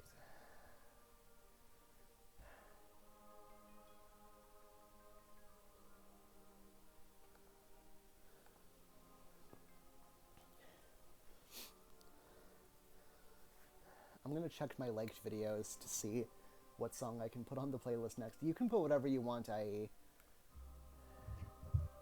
You said like we haven't been doing that already.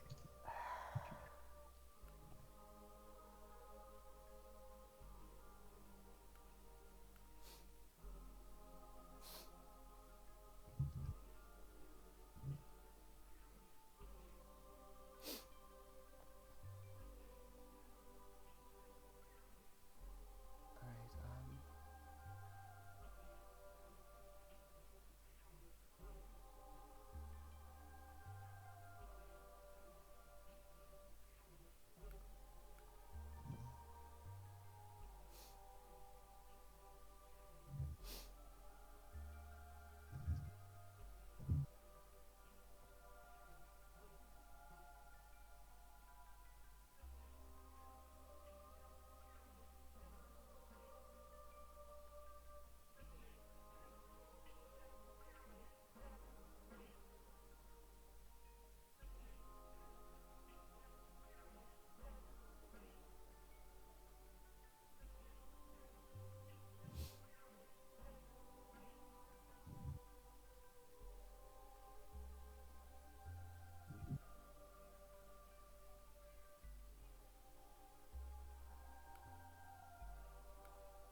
Okay, fair. All right.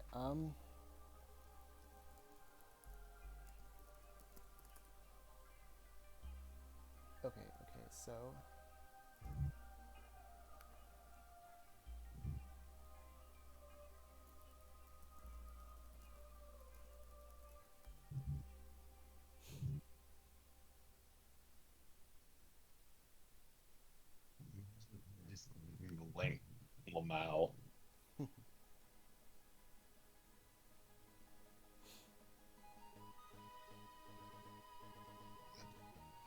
Son.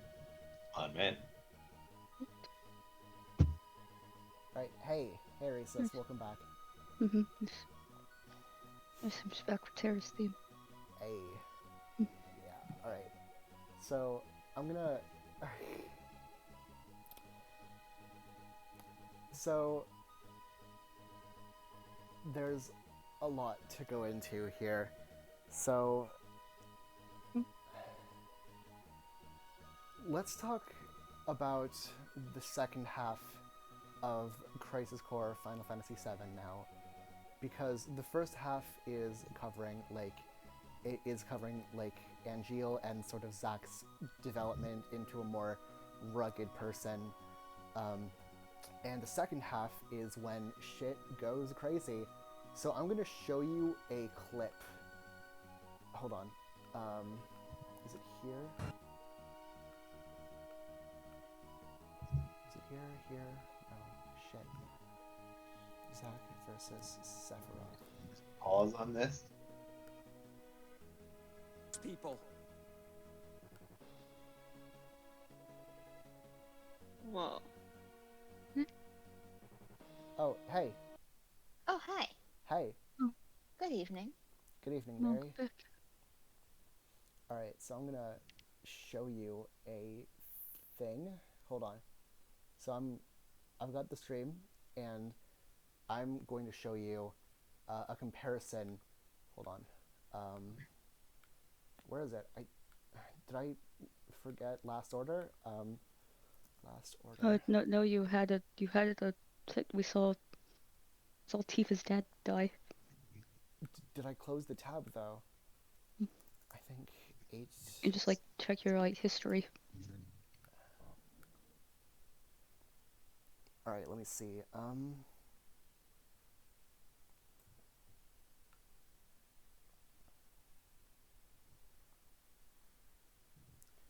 All right, so now I'm going to show you a new scene.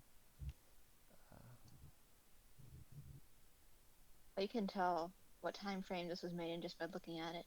Yeah. It's great. Yeah. Mm-hmm. All right, so let's watch some anime. You ready? This is going to be a comparison. All right, so let's go. やっと会えたね母さんセフィロスお前どうしちまったんだよ裏切り者め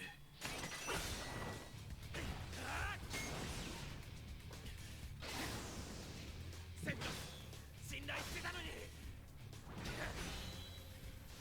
やお前はもう俺の知ってるセフィロスじゃない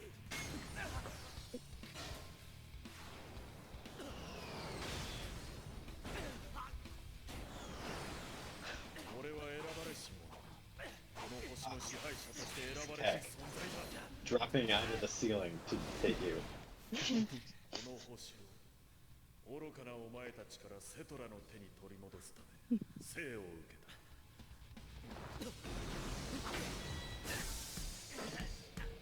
母のために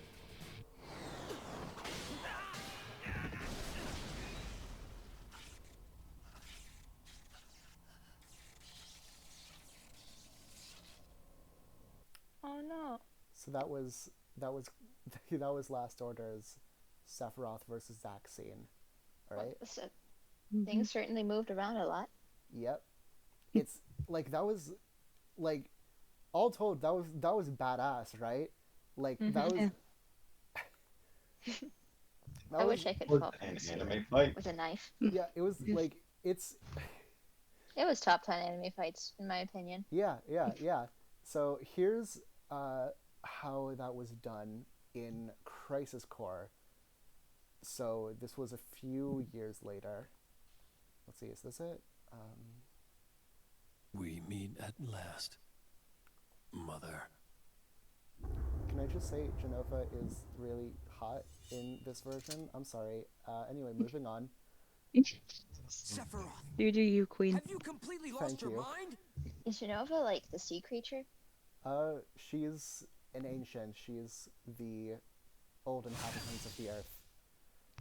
Sephiroth, Is she inside the aquarium? It's like a stasis tube thing. That's right. But then yeah, you're correct. I am correct. He just keyframes down. That is probably the most beautiful animation I've ever seen in any game ever. Yeah.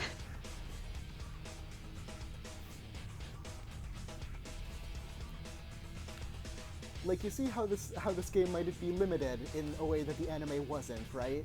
Yeah. Oh.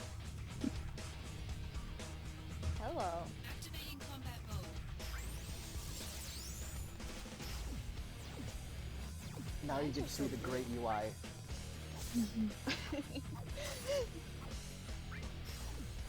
Is that a gacha? Uh-huh. No, it's a slot machine. That's how they do both the special attacks and the leveling.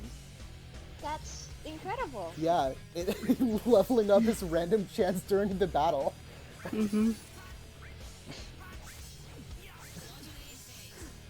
do you tolerate this? It takes some time. The best part is that you don't get to choose when the slot machines come up, and sometimes it does shit like that. Sometimes the slot machine will change and it's a summon. Sometimes it's like a summon like Leviathan or Bahamut, and sometimes it's a Chocobo.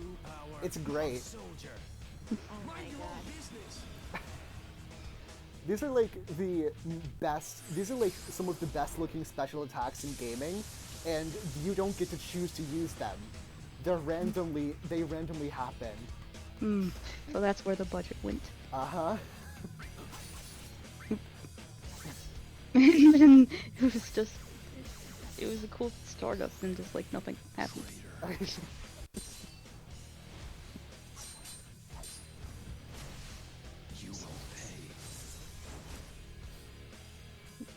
So already, like, this scene is, like, this battle is already longer than it was in Last Order, and this is part 1. I think, so this run has him pretty high level, so it shouldn't be too much of a problem.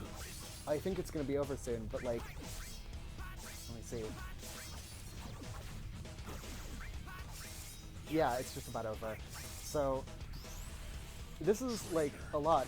Okay, so I'm gonna pause real quick and say, okay, I'm gonna pause real quick and say that there's like a problem that I'm gonna game design all over you people and say that, so in action games, especially action RPGs like Crisis Core or Final Fantasy VII Remake, there's sort of like this contradiction where on one hand an action game means that you want to avoid damage, right? Like, the better you are at the game, like, the better you are at dodging and getting hits in, that sort of thing. But the thing about RPGs is that like, they want healing and defense to be important, so getting hit sort of has to be a part of that equation. So like, there's no great way to resolve that. Like, Final Fantasy 15 resolved that really badly by having holding the block button be always a viable option, basically, but having it so that there's no stakes. So even if you get to low health, you can just use a potion and recover. And FF7 Remake makes it so that taking damage is just a bit more inevitable. Like, it's basically like trying to resolve the conflict between action and RPG by leaning into one or the other. And I like how this game resolves that conflict by making some moves just undodgeable. like you cannot dodge Octoslash. You can dodge any other move, but you cannot dodge like these special moves, which means that you have to have like, which means that basically healing becomes necessary, but also against the more optional bosses, if you fight them at lower levels, it's impossible to beat them because you're just not high leveled enough. Anyway, on to part 2. Oh my. No. You're not the Sephiroth I once knew! I am the chosen one. I have been chosen to rule this planet. Oh no. There's drama.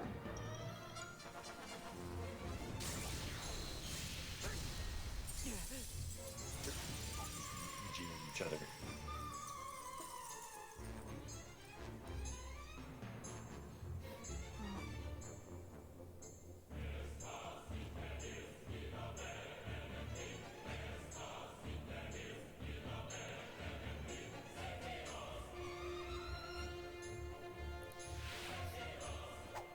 If you are driven to the edge, the game is over. So essentially Sephiroth will try to knock you to the other side there, and if you fall off, it's game over.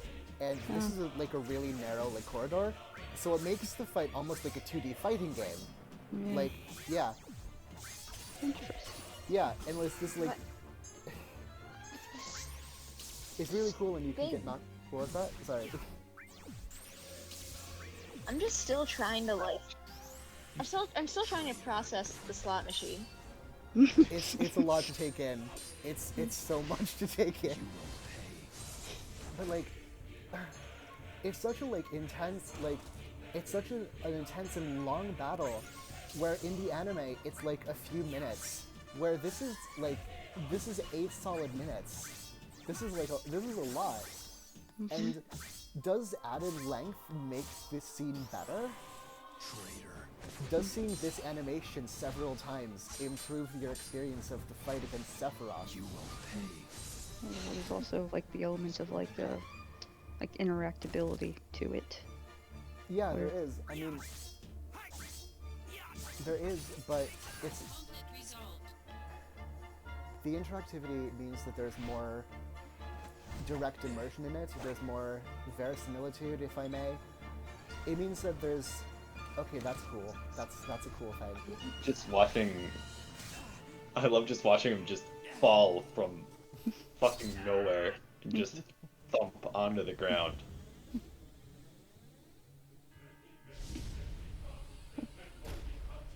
Good boy. And the end he fell off the edge anyway. You know, without a person next to it to give a size comparison, the Buster Sword just kind of looks like a normal knife.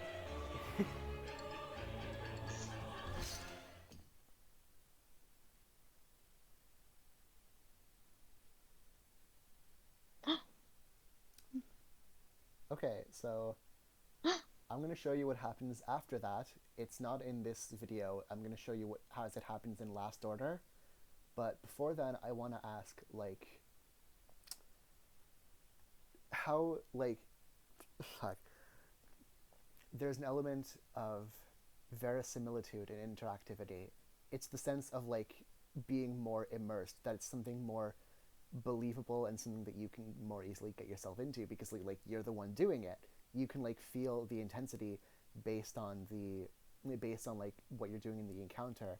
But the problem with that is that if you're very over-leveled, there's no intensity there because you can just over-level and barely take any damage. Like, the thing about this is that because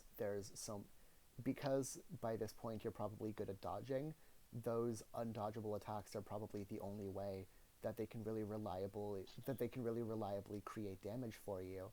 And even then, like, they have to have it so that you can take most of that.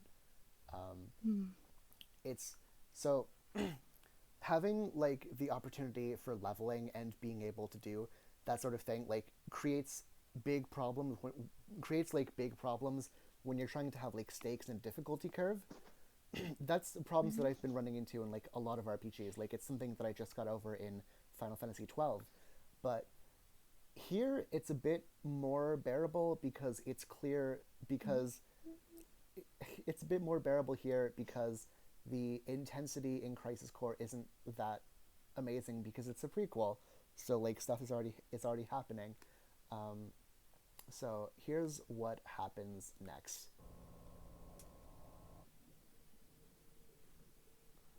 Wait, is this it? もう大丈夫だ Okay, よ yeah. 母さん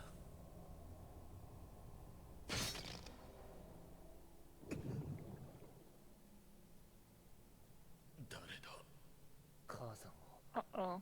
ティファを Please do not tap 村を uncle. 返せあんたを尊敬していたのに憧れていたのに貴様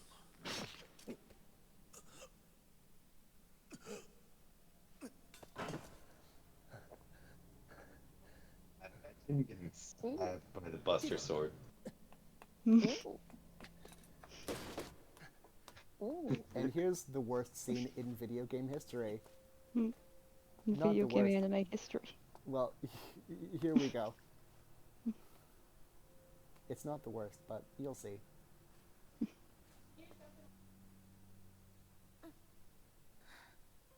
クラウド来てくれたんだ Oh, fuck you. I'm sorry. I can't. 約束守ってくれたのねピンチの時にちゃんと来てくれたんだごめん Okay. 少し遅れた I feel like I'm falling behind on something because, like, いいのよクラウ I'm watching the stream. I don't.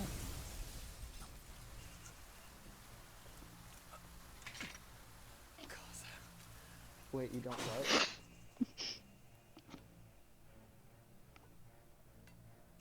Well, I guess we'll see it in the video game. お前ごときにクラウドやつとどめをお前ごときにセフィロー次乗りの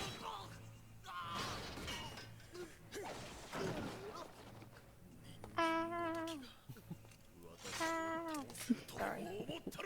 No, it's fine. Trying sound effects. 思い知るがいい俺の家族も俺の故郷もよくもやってくれたなお前だけは許さない Keep in mind that this isn't the only person Sephiroth has stabbed. Like, keep that in mind. There's another person who Sephiroth has stabbed who did not recover like this. Yes. Oh my god. Cloud, get it out of there. 母さん俺と一緒に約束の地へ He looks so angry. Mother. Mama. セフィロ So the Promised Land thing, is that the biblical stuff? I'm not, okay, so the Promised Land is, it's sort of like a rebirth of the land belonging to the ancients. So Okay. Sephiroth is this genetic clone of Genova, and Genova was an ancient, and and so Sephiroth is like, the humans have destroyed our Earth and we're going to take it back by killing them all, which is a very normal thing to do. So I see. yeah, Thank you for Super Mario lore. I thought you knew Super Mario lore. Come on, Mary. Sorry. I'm sorry. No, it's fine. I'm not caught up. It's fine. It's fine.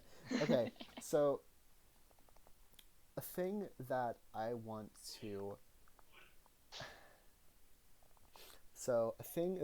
end this stream on. Let me check the stream chat first.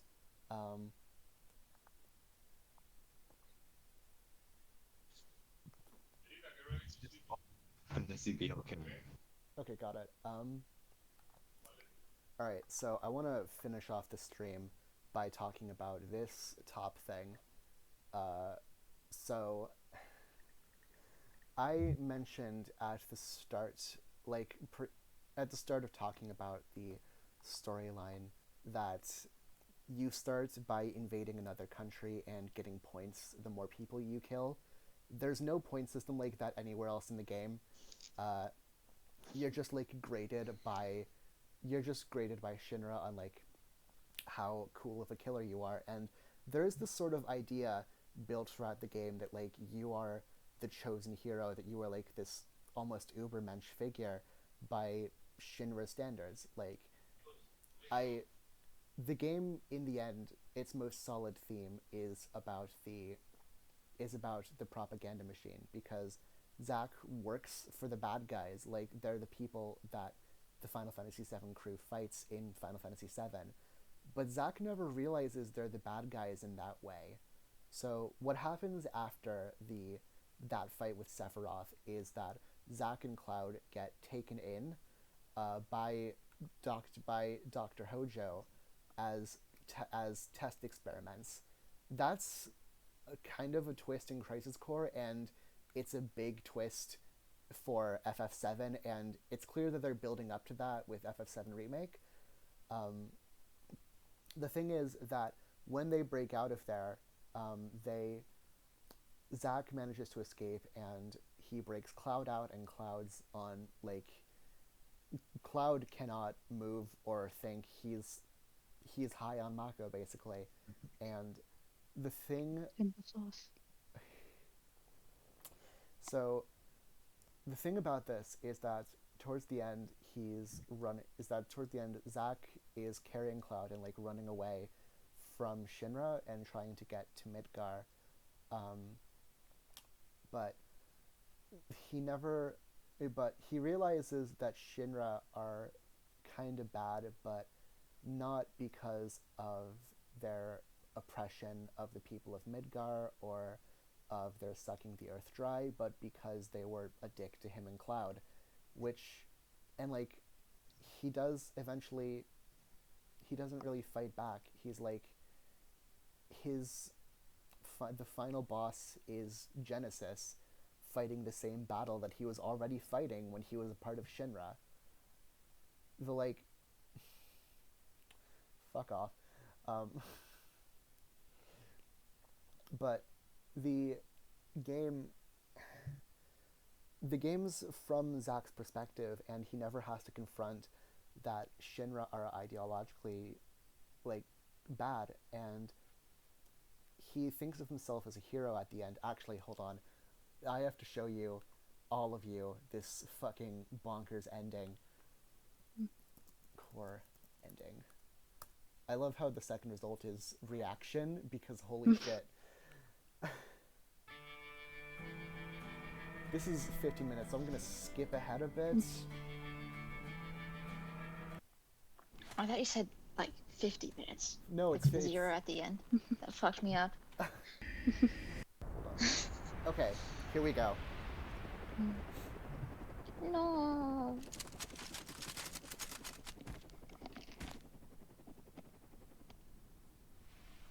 Boy, oh boy. I'm gonna shoot you.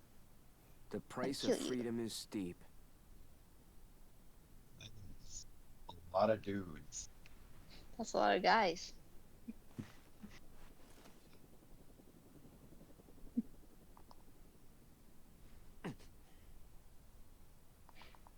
Embrace your dreams. And whatever happens, protect your honor. As soldier! That's his final fucking line. Come and get it! That's like that's what he fucking Oh my god.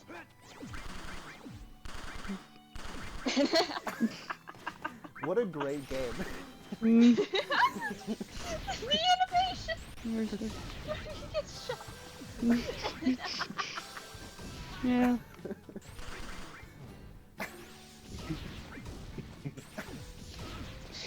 What a great game. Fuck up. Yes. Okay, we're just skipping. Yeah, I love the emulator has a skip button. This is my job. Already Oh my god. lies within the rules. So get away safe. Zack, I gotta go. His ponytail. Skipping.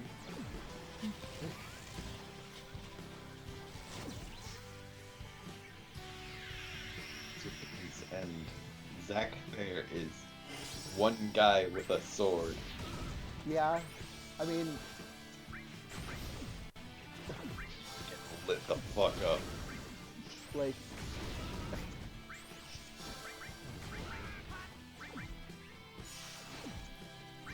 you fight your way through all these bad guys.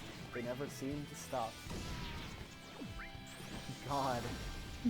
What a great way. What a fucking great last 15 minutes. Are you even like supposed to try? Or like You're will it supposed to try, yeah. so it can kill you before it kills you, huh?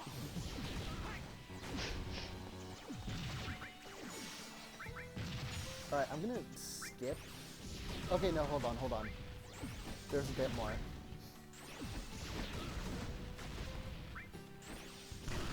Like, Use brings about where my country boy too. Like you've been there, you know. Honor can be I've never seen you use that. If only I was joined like that. Nothing else out there. Thanks. Hold on.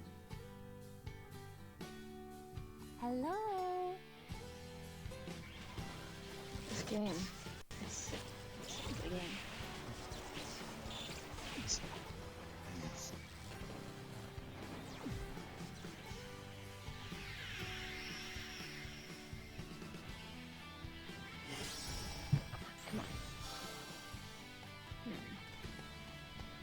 that blonde asshole.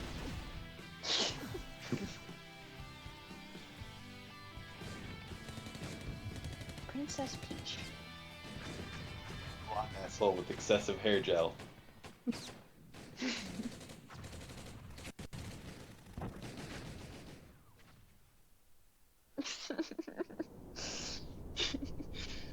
I keep thinking about this one scene from a game I've never played. Like... Death Stranding, when the president is like, we're like Mario and Princess Peach. And it just drives me insane. I'm sorry, I just wanted to share that. Understandable. Activating combat mode.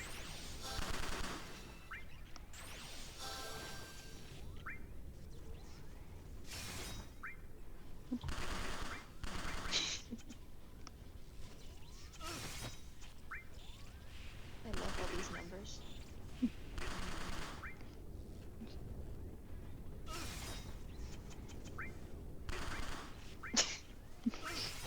So unsatisfying. Yeah, just the dead silence amid the sounds of little like the little RPG beep menu noises and the shots firing. Yeah. Such a mess.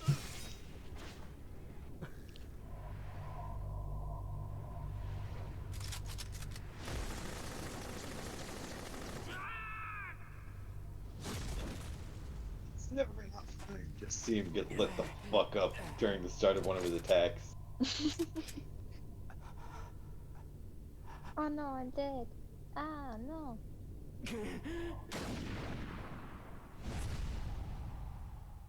Modulating phase. I know I get shot.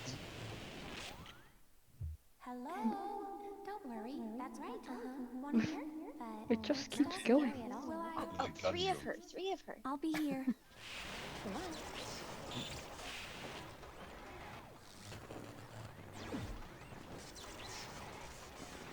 God, what does this mean? 3 of her.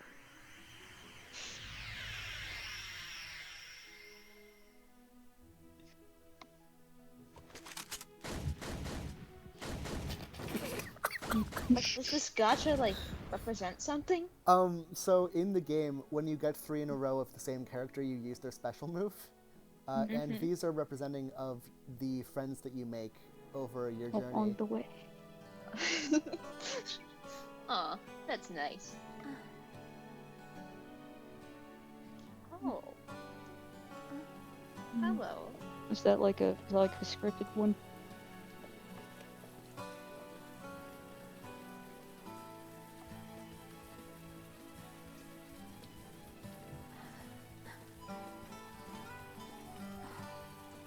Wait, what's going on? What is that in the background? Did someone unpause them I don't know why it started playing again. Who the fuck? Huh? Who the fuck unpaused the music? Thank you. I don't know. It like it. During this scene. Yeah, My time to shine. Like I thank didn't. Nobody. My brain, Nobody I see did. Aerith. There's. Thank you, IE. Very cool. All right.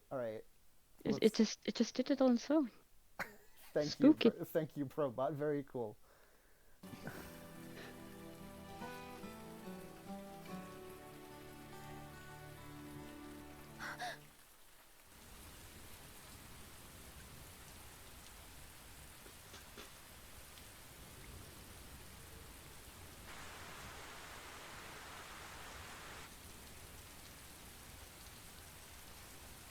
Oh no.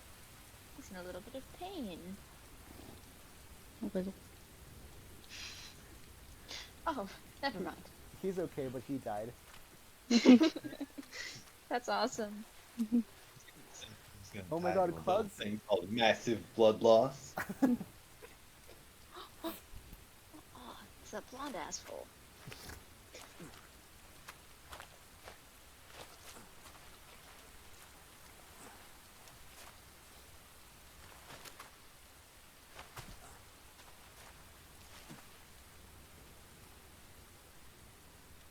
Zack.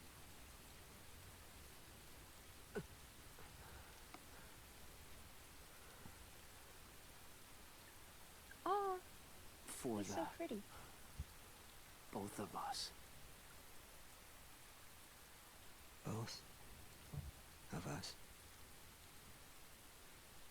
That's right. You're gonna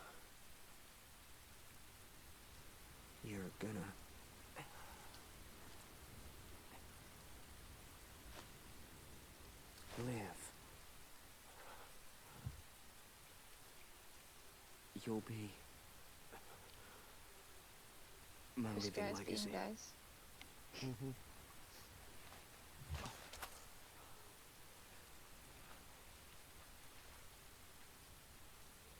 Oh, that's nice. Well, not really. He's dead.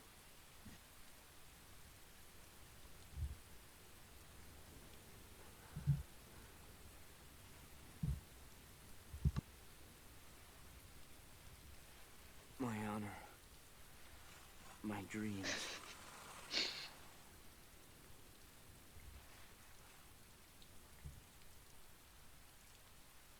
They're yours now.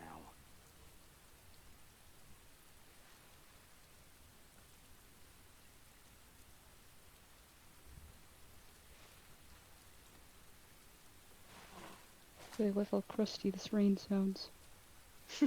Wait, I'm not listening to Yato. Wait a minute. Your living legacy. Okay, now I hear it.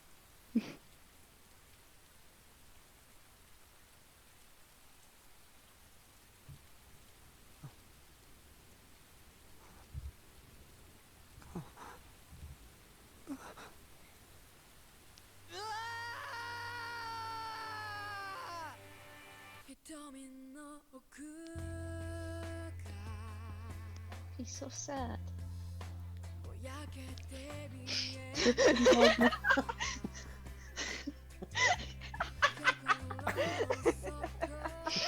Hey, remember Gungaga?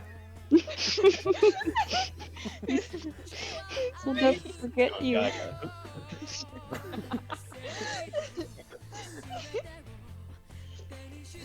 God. Okay. So that's the song. So this is what. So it's time for the end now. Embrace your dreams. Oh no. If you want to be a hero, you need to have dreams. Thank you.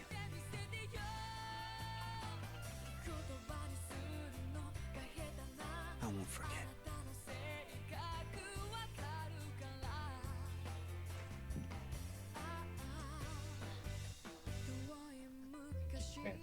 Okay. You know what this song is called that's playing right now? What? It's called Why. Why? Why any of this? I mean,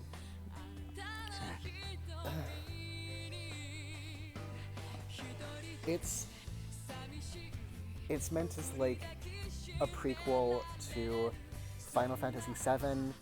It's meant to show how like Cloud got his Buster Sword and all of the. It's fuck. That girl. She said that It's the fun. sky frightened her.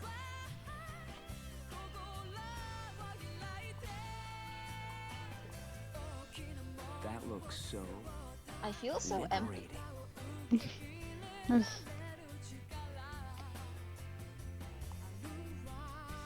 Those wings. Oh my god, this is the worst part. Get I ready. want them too.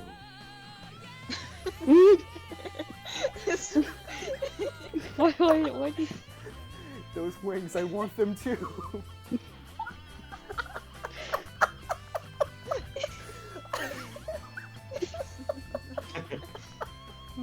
No. Is this what happens when you die? It feels That's right. But this isn't what happens when I die. It's not gonna be worth it. Oh god. It has such a goofy face. Yeah.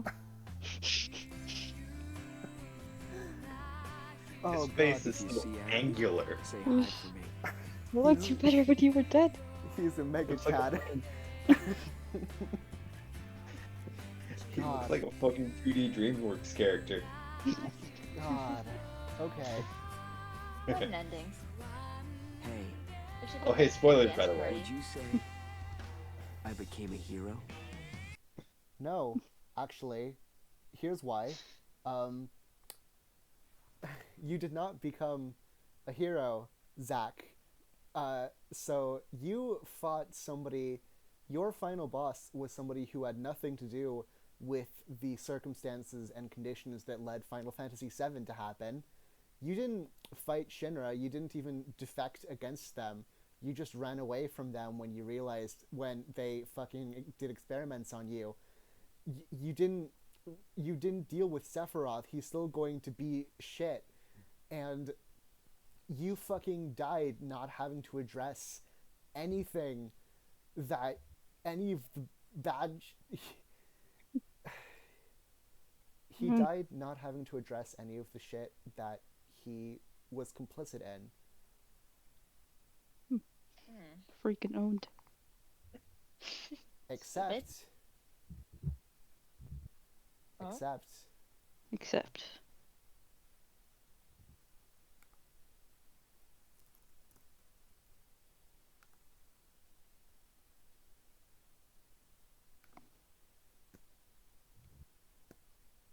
Oh boy. Back to this. Final Fantasy VII Remake. At the end of Final Fantasy VII Remake, you fight against the Whispers, and you win. They are the manifestation of destiny, of the destined timeline, of what the developers thought was right for the game at the time. But now, you change the future retroactively, and Zack lives. So Alright. It all comes back. It all comes back around. so That's right. so when I played the ending of FF7 Remake, I was mad at FF7 Remake for introducing a lot of characters that I didn't know about. Like, it showed Zack very briefly to show basically like the ending scene and then to show that he was alive, and I was like, what the fuck is this? And it did a lot of like weird shit that was clearly setting up other stuff. So I played Crisis Core, and after playing Crisis Core, all of my anger at FF7 Remake was directed to Crisis Core's ending. Because, I mean, so Crisis Core is a really, like, it's an interesting video game to talk about. Hold on. Okay.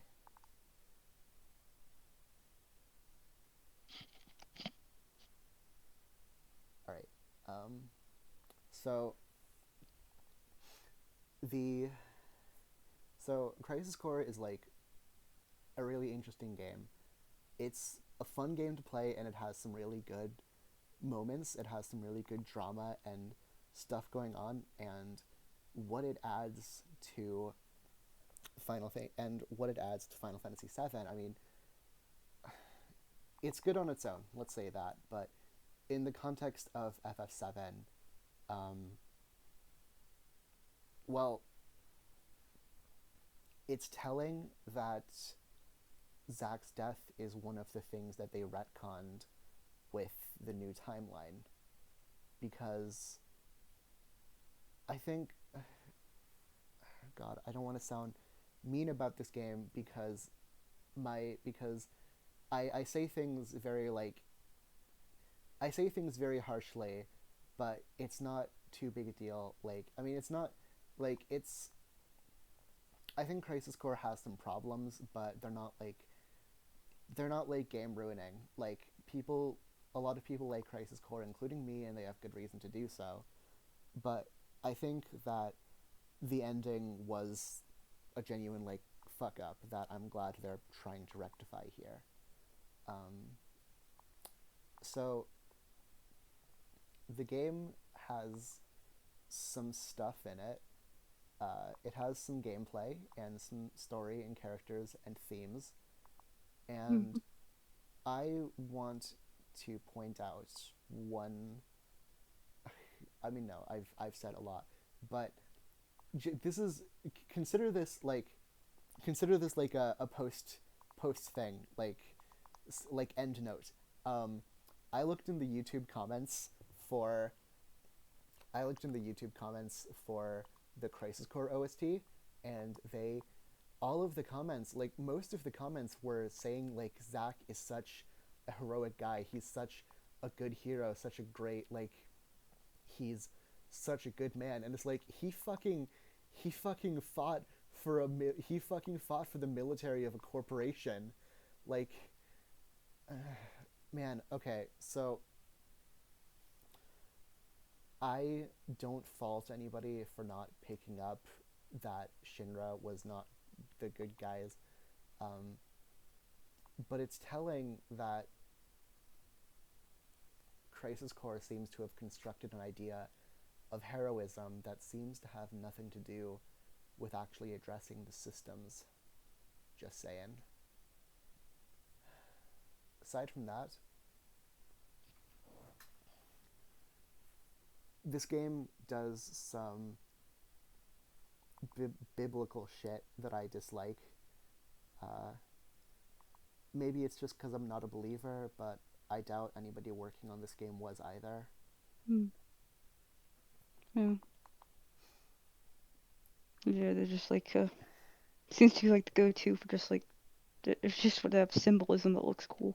Yeah, exactly. It's, I mean, if Gainax can do it, then. Yeah. Seven been watching through Ava with friends in another server. It's just like parallels. So, I want to come back to the question that I asked at the start. Like, is it possible for the existence of one piece of media to affect your perception of another? Like, my thought is that the existence of Final Fantasy VII makes Crisis Core worse. Not worse, but a different kind of experience, at least. But I'm not sure if that's really the right way to think about it. Like, a lot of people really like Crisis Core genuinely and don't need the context of Final Fantasy VII to enjoy it. And I get that. Like, I think that games should stand on their own, and I think this one genuinely does. And I also think that in the context of FF7, this game, Crisis Core, is a good indication, is a pretty good show of how a corporation like Shinra maintains itself by feeding you real villains, quote unquote, and never asking you to address the real problems, by leading you even to your own death to believe that you were doing the right thing all along. Maybe I'm too down on this game. Maybe I'm too harsh or pretentious or just an arty fool who thinks that games can double as propaganda. Oh, I mean, I get what you mean. I get like where you're coming from. Yeah, and like,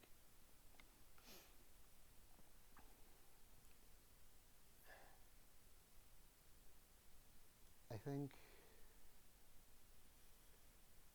well, we'll see what Square Enix does next.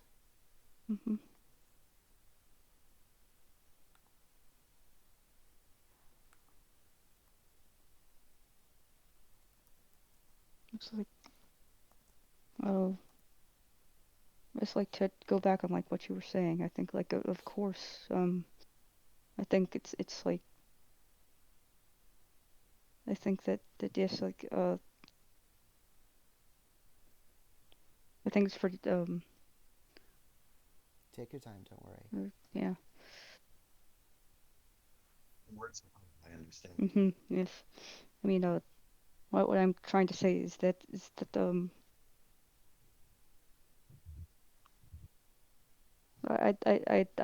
I think like with the question that like what piece of media would like influence like your experience with another. It's like even if they were just because you,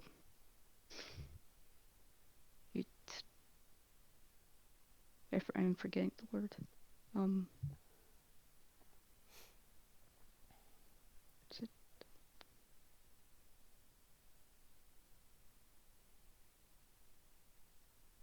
Well, whatever. It's like humans are very just like I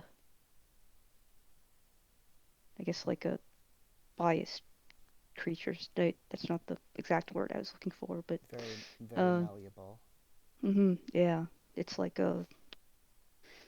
it's like even if the games aren't exactly like related, you can just think of if you're just doing like, it's like this is like I see what this game's trying to do, but this one did X mechanic way better. Yeah. And so yeah, it's like our experience with what things like shape how we see our prior experiences, like shape like our new ones and so on. And Yeah.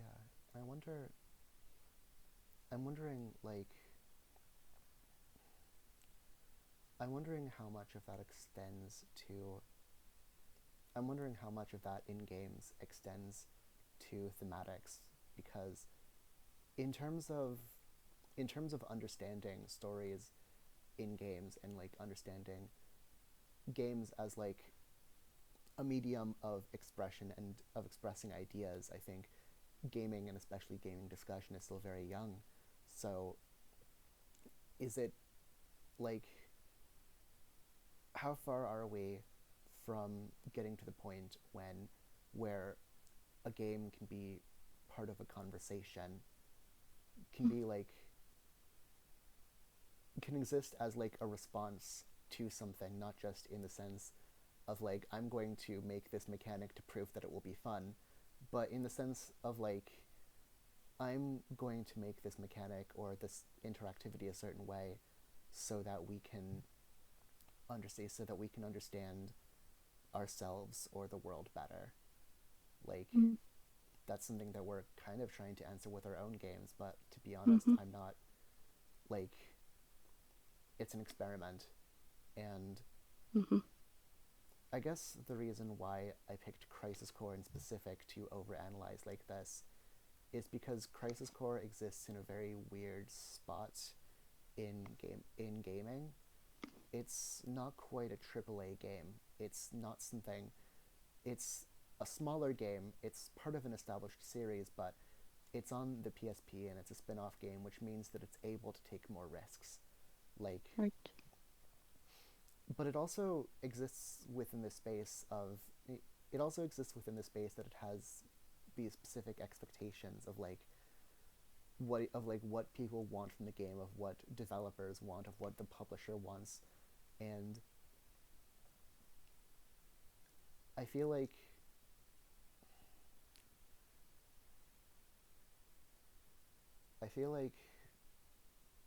the conversation is limited right now by who are the ones speaking. And also, I remember the word I was trying to think of. It was subjective. Subjective, got it. Yes. Yeah. Anyway, go on. Yeah, so I'm gonna put on some music now. Yeah. What is? You can like. Hold on. You can like probably like skip stuff if you want. Yeah, just do. Hold on. Or.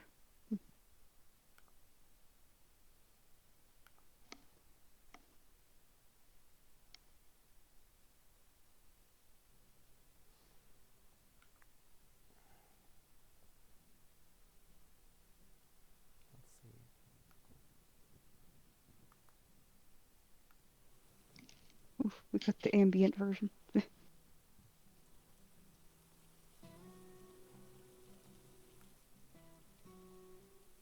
It's fine. So, let me check the, right. Shit,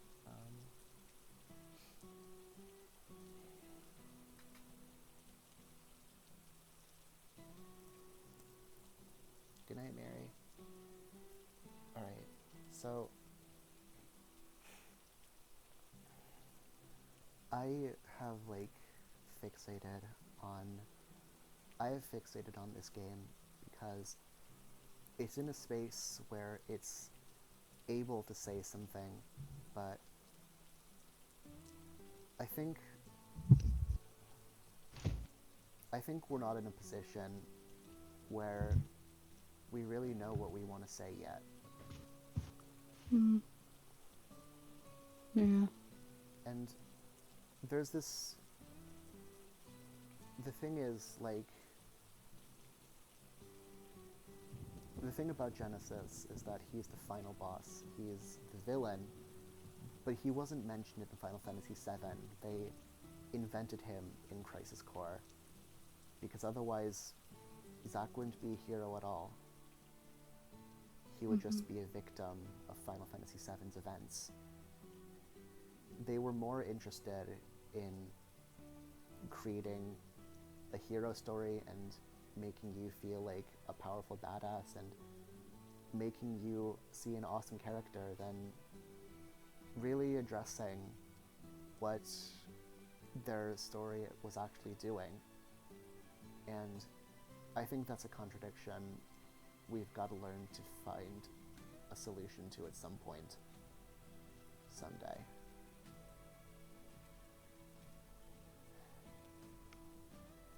So, how was that? That was a hell of a stream, wasn't it?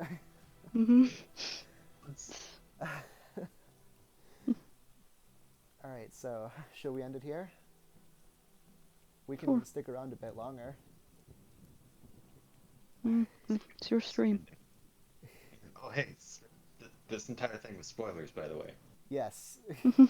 Sorry, spoiler warning in retrospect. I thought. I remember you did say something about it earlier. Yeah, I said that it was spoilers at like the start of the stream. Or maybe you were gone then. I was not here for like the first 10 minutes. Yeah, the first 15, I think. Yeah, like. Hey, it was pizza time. Hey. Yeah. How was the pizza, by the way? It was good. Nice. Nice. Nice. This obscene time.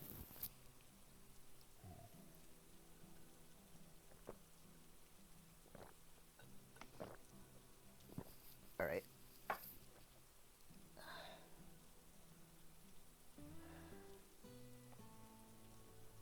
Right. Stream time over. Let me just find the